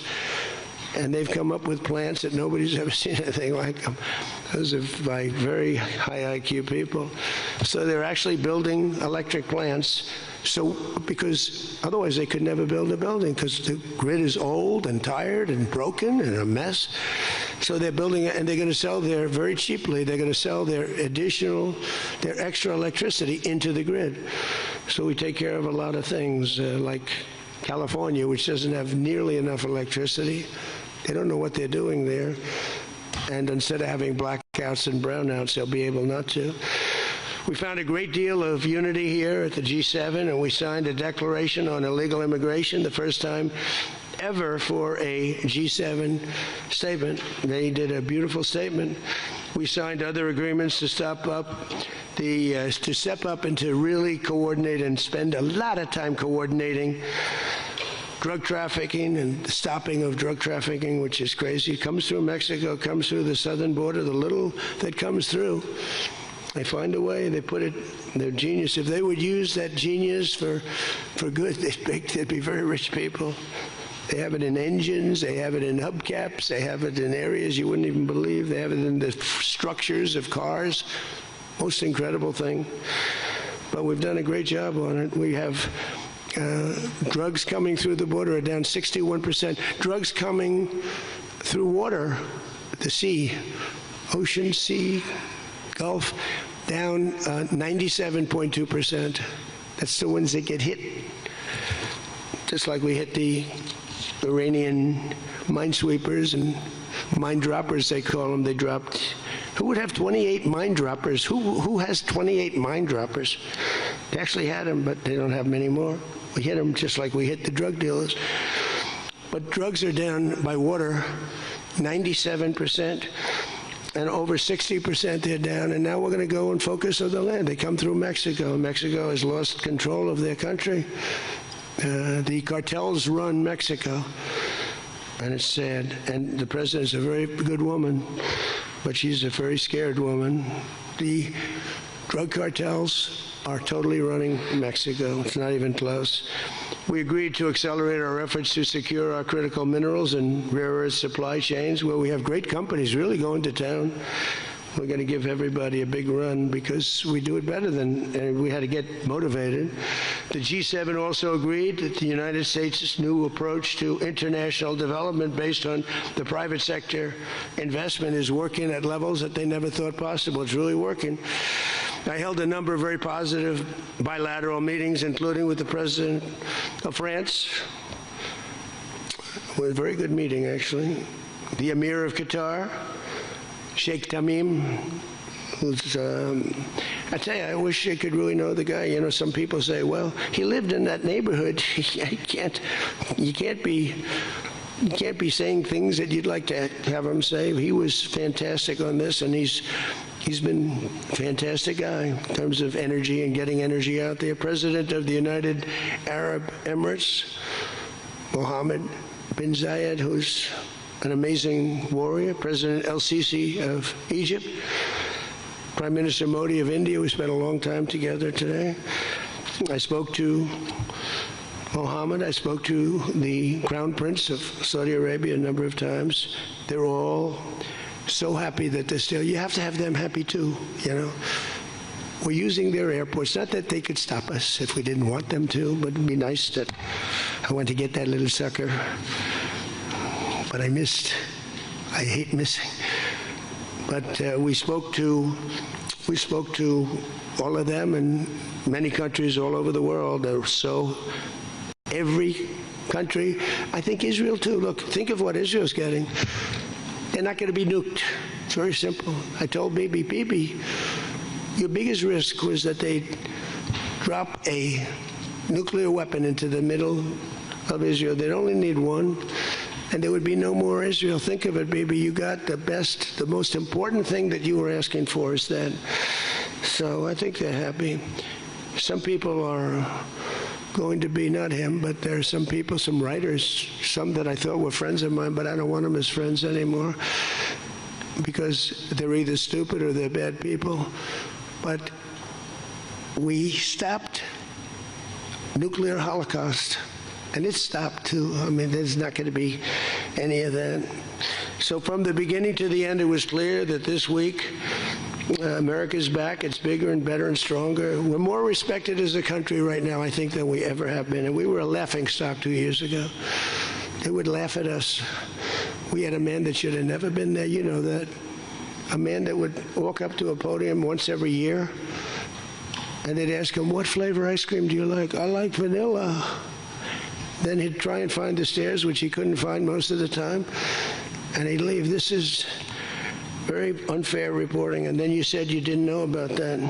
You didn't know there was something wrong. We can never let that happen to our country again. To me, the worst. We had the worst inflation ever. We had the worst in prices and the costs. It's all coming down now because the oil is bringing it down. You're going to see numbers that are going to be amazing. But this evening, I look forward to a very special dinner with President Macron and his fabulous wife at the Palace of Versailles. I sort of like that palace. Has a lot of gold. I want to check it out. It's a beautiful palace, maybe the most beautiful of all. I hope you're going to get to see it. The ones that are traveling with me, I hope you're going to get to see it because it's amazing. But they asked me if I'd stay a little bit longer and go to Paris. So I'll get home a little bit later, but it'll be a nice dinner. But I'm interested to see it. I mean, that's the ultimate, I guess. It's the ultimate of its type. Louis XIV, celebrating the 250th anniversary of America's founding and America's oldest alliance, and we're celebrating that a little bit tonight. They'll have the biggest people in Europe at the dinner, and those people love our country, and hopefully Europe's going to find its way. Europe is having a lot of hard times. They're doing some things very badly on energy and on immigration. They're doing things very badly, and we'll be talking about that tonight. So with that all said, if you want to ask us any questions, and feel free to ask the people behind me. Peter? Bonjour. You've been clear, President Trump, the United States is not going to directly pay Iran, but the U.S. is going to let the Iranians start making billions of dollars, selling oil, accessing this reconstruction fund. Only if they're doing things right. Peter, only if we're not doing anything. We're not putting up money. only if they're doing things right. If they're doing things right, if people want to invest, they can invest. But they had this $300 million fund. It's only $300 billion fund. It's only if they're doing things right. Remember this also, when you talk about billions of dollars, they've had much more than $1 trillion worth of damage done. They got a long way. There'll be 15 to 20 years to rebuild what they have right now. So they have to behave themselves. If they're not behaving, they get hit again. You know, they'll be hit again because we can do it very easily. It's going to take a long way for them to build back their anti-aircraft stuff. It's going to take, and you know, the other thing I want to thank China, President Xi, I was with him, and he stayed neutral, totally neutral, and I appreciate it. And I want to thank Vladimir Putin. He was very neutral. They could have made it much more difficult for us, and I want to say it. You know, somebody would say, "Oh, that's terrible. He's thanking President Xi of China." Well, let me tell you, I had a long talk with him. You know, they have shoulder weapons to knock down airplanes. That it's not like the real deal, but they're accurate. They're fairly accurate. I said I would really appreciate you're not giving or selling any of that stuff to Iran. And you know what? For the most part, he didn't. So I just want to thank them because they made it a lot better. Can you explain, though, what the difference is between giving Iran U.S. dollars and unfreezing U.S. dollars for Well, the unfreezing, that's an easy one to answer. We have taken a lot of their money, and we have their money. We have taken their money. It's not our money. It's their money, and we froze it. At a certain point in time, I guess we're going to have to give it back. You know, if we didn't give it back, nobody would ever invest in the dollar again. If you took their money, because I thought about it, you know, I'm not the most perfect person. I said to Scott, why do we keep their money? What the hell are we giving it back to them? But, you know, people from lots of nations, some nations we don't agree with, they have their money. The dollar's become very strong under me. And they don't want to have a little conflict with somebody and end up having the United States just take their money. So if you do that, you really don't have a system. And I did just want to ask you about this. A wise man once said in January of 2020, Iran never won a war, but never lost a negotiation. That wise man. Who said that? Donald Trump. Oh, that's what I thought you were going to say. So how do you go back to the United States and convince a skeptical American public that this deal is a look, win? Here they lost militarily, okay? It's very tough because I know that no matter what, if I would go, by the way, if I'd go another 3 or 4 weeks, those same people that are critical would say, he went too long, he should have done, you know, no matter what. If they raised the white flag of surrender, and if they said, praise be to Allah, Donald Trump is the greatest president ever. We totally concede. We totally give up. This war is over. We have failed. The New York Times and CNN and a couple of others, they're not all that dishonest. They say Iran had a great victory, okay? They practically do that. You know, it's amazing. When we knocked out their last ship, they had 159 ships. When we knocked out the last ship, the Times refused to do a story on it. They said, why wouldn't you? They don't have a Navy, and you don't want to do a story on it. They don't have an Air Force. You don't want to do a story. We need a fair press. And that's why they're all doing so badly, because they lost credibility. When I win in a landslide and I had 93% bad press, they take good stories about me and make them bad. But the only reason that happened is because they have so little, the media has so little credibility that the people voted for me. 93% of the stories on network, ABC is horrible. I think ABC is the worst. NBC is terrible. And CBS is terrible. CNN, obviously. And I never get good stories, no matter what I do. I could do the greatest thing. I won't get good stories on this. I'll get it from fair media. I'll get it from all over the world. They're writing good. But no matter what I do, I'm going to get bad press. I know that. Now, if I did the opposite, if I went out and continued to bomb them for another 4, just bomb the hell out of them, I'd get bad press on that. No, there's nothing I can do. But what this does is it allows the ships to go. If we keep bombing, those ships won't be going. And you're talking about $500, $600, $700 million a day. It's a lot of money. A lot of money. That's why the world is okay. It's liquid. It's fine. Also, we run out of reserves in about 4 weeks. You know, there are reserves all over the world, and we would really run out. And there'll be a time when you wouldn't be able to get it. And you want to see bedlam? So for all those so-called geniuses that want to show me how smart they are, ask them why didn't they blow up General Soleimani. Ask that of the general and a couple of other people that I like very much, but boy, are they wrong. Go ahead. How about you? Thank you, Peter. I give you more, Peter, but people will say I like you too much. Thank you, Mr. President. Bonsoir, Mr. President. He told me that first day in office, he asked me like 7 questions. I answered all of them. Is this true? He said he just answered more questions in one meeting than Joe Biden did in 4 years. Okay, you know, I'm not going to get you in trouble, but that's what you said. Go ahead. Bonsoir, Mr. President. In The Art of the Deal, you write about the importance of leverage. Yeah. Obviously, you have a lot of leverage when it comes to Iran, whether it's militarily or through economic sanctions.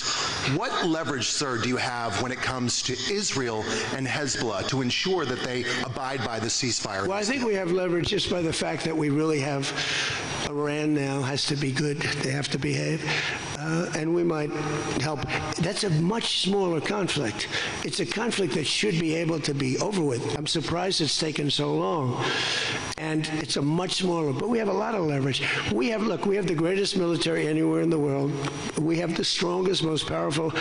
Look at the blockade. By the way, the blockade was more impactful than all of the bombing raids where we dropped $1 billion worth of bombs on Iran.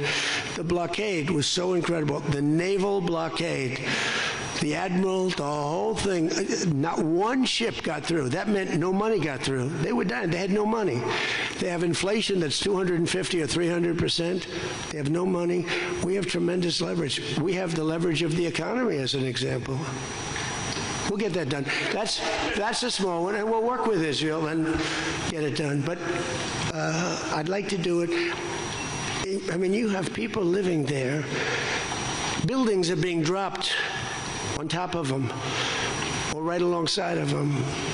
How would you like to live there? It's so unfair, especially Beirut. You know, you go into Beirut, and I looked at the scene 2 days ago, yesterday, where they hit. That was a big hit. That was unnecessary in my book. Yeah, please. 2 questions. If you could clarify something you said just a few minutes ago. One of the goals of Epic Fury going into it, you said was... Say it again. Speak up. Sorry. One of the goals of Epic Fury, you said going into it, was to destroy Iran's ballistic missiles and its capabilities to build more. Yeah. Why is it acceptable to you now that they keep some of that capability? And Iran is... What are they keeping? What are they keeping? They have less than other nations now. We knocked out probably 84, 85% of their missiles. The rest of them are underground. They can't even get them out. You know, the other night's raid, I think it was on the first night, we knocked out hundreds of their missiles. Actually, by mistake, we were hitting an area, and you can sort of see when the bombs are going off, and then you see one that looks like, wow, what happened? A lot of missiles knocked out. No, but what are you going to do? Let's spend another 2 weeks and give them none. They don't want to be firing missiles right now. They're going to have a hard time rebuilding. And the people from the Middle East, if people want to invest, and again, they don't have to invest at all. But if they do want to invest, it does have oil. It does have probably a future, but it's going to take a long time. But are you going to let the 91 million people starve to death? I mean, one of the things I was very intent on, they have water desalination plants, very good ones. I could have knocked them out in 5 minutes, just like I knocked out Cargill, and I knocked out everything but the oil. I said 25, it was so complete. The only thing there is the pipes coming with the oil, because I didn't want to ruin the world market, because they do a lot of money. But I didn't want to do that, no. It would have been so easy. It would have been easier, and I would have satisfied a group of 10% of the people, but it would have been the wrong thing to do. And it could have caused an international depression. Iran's position, maybe not.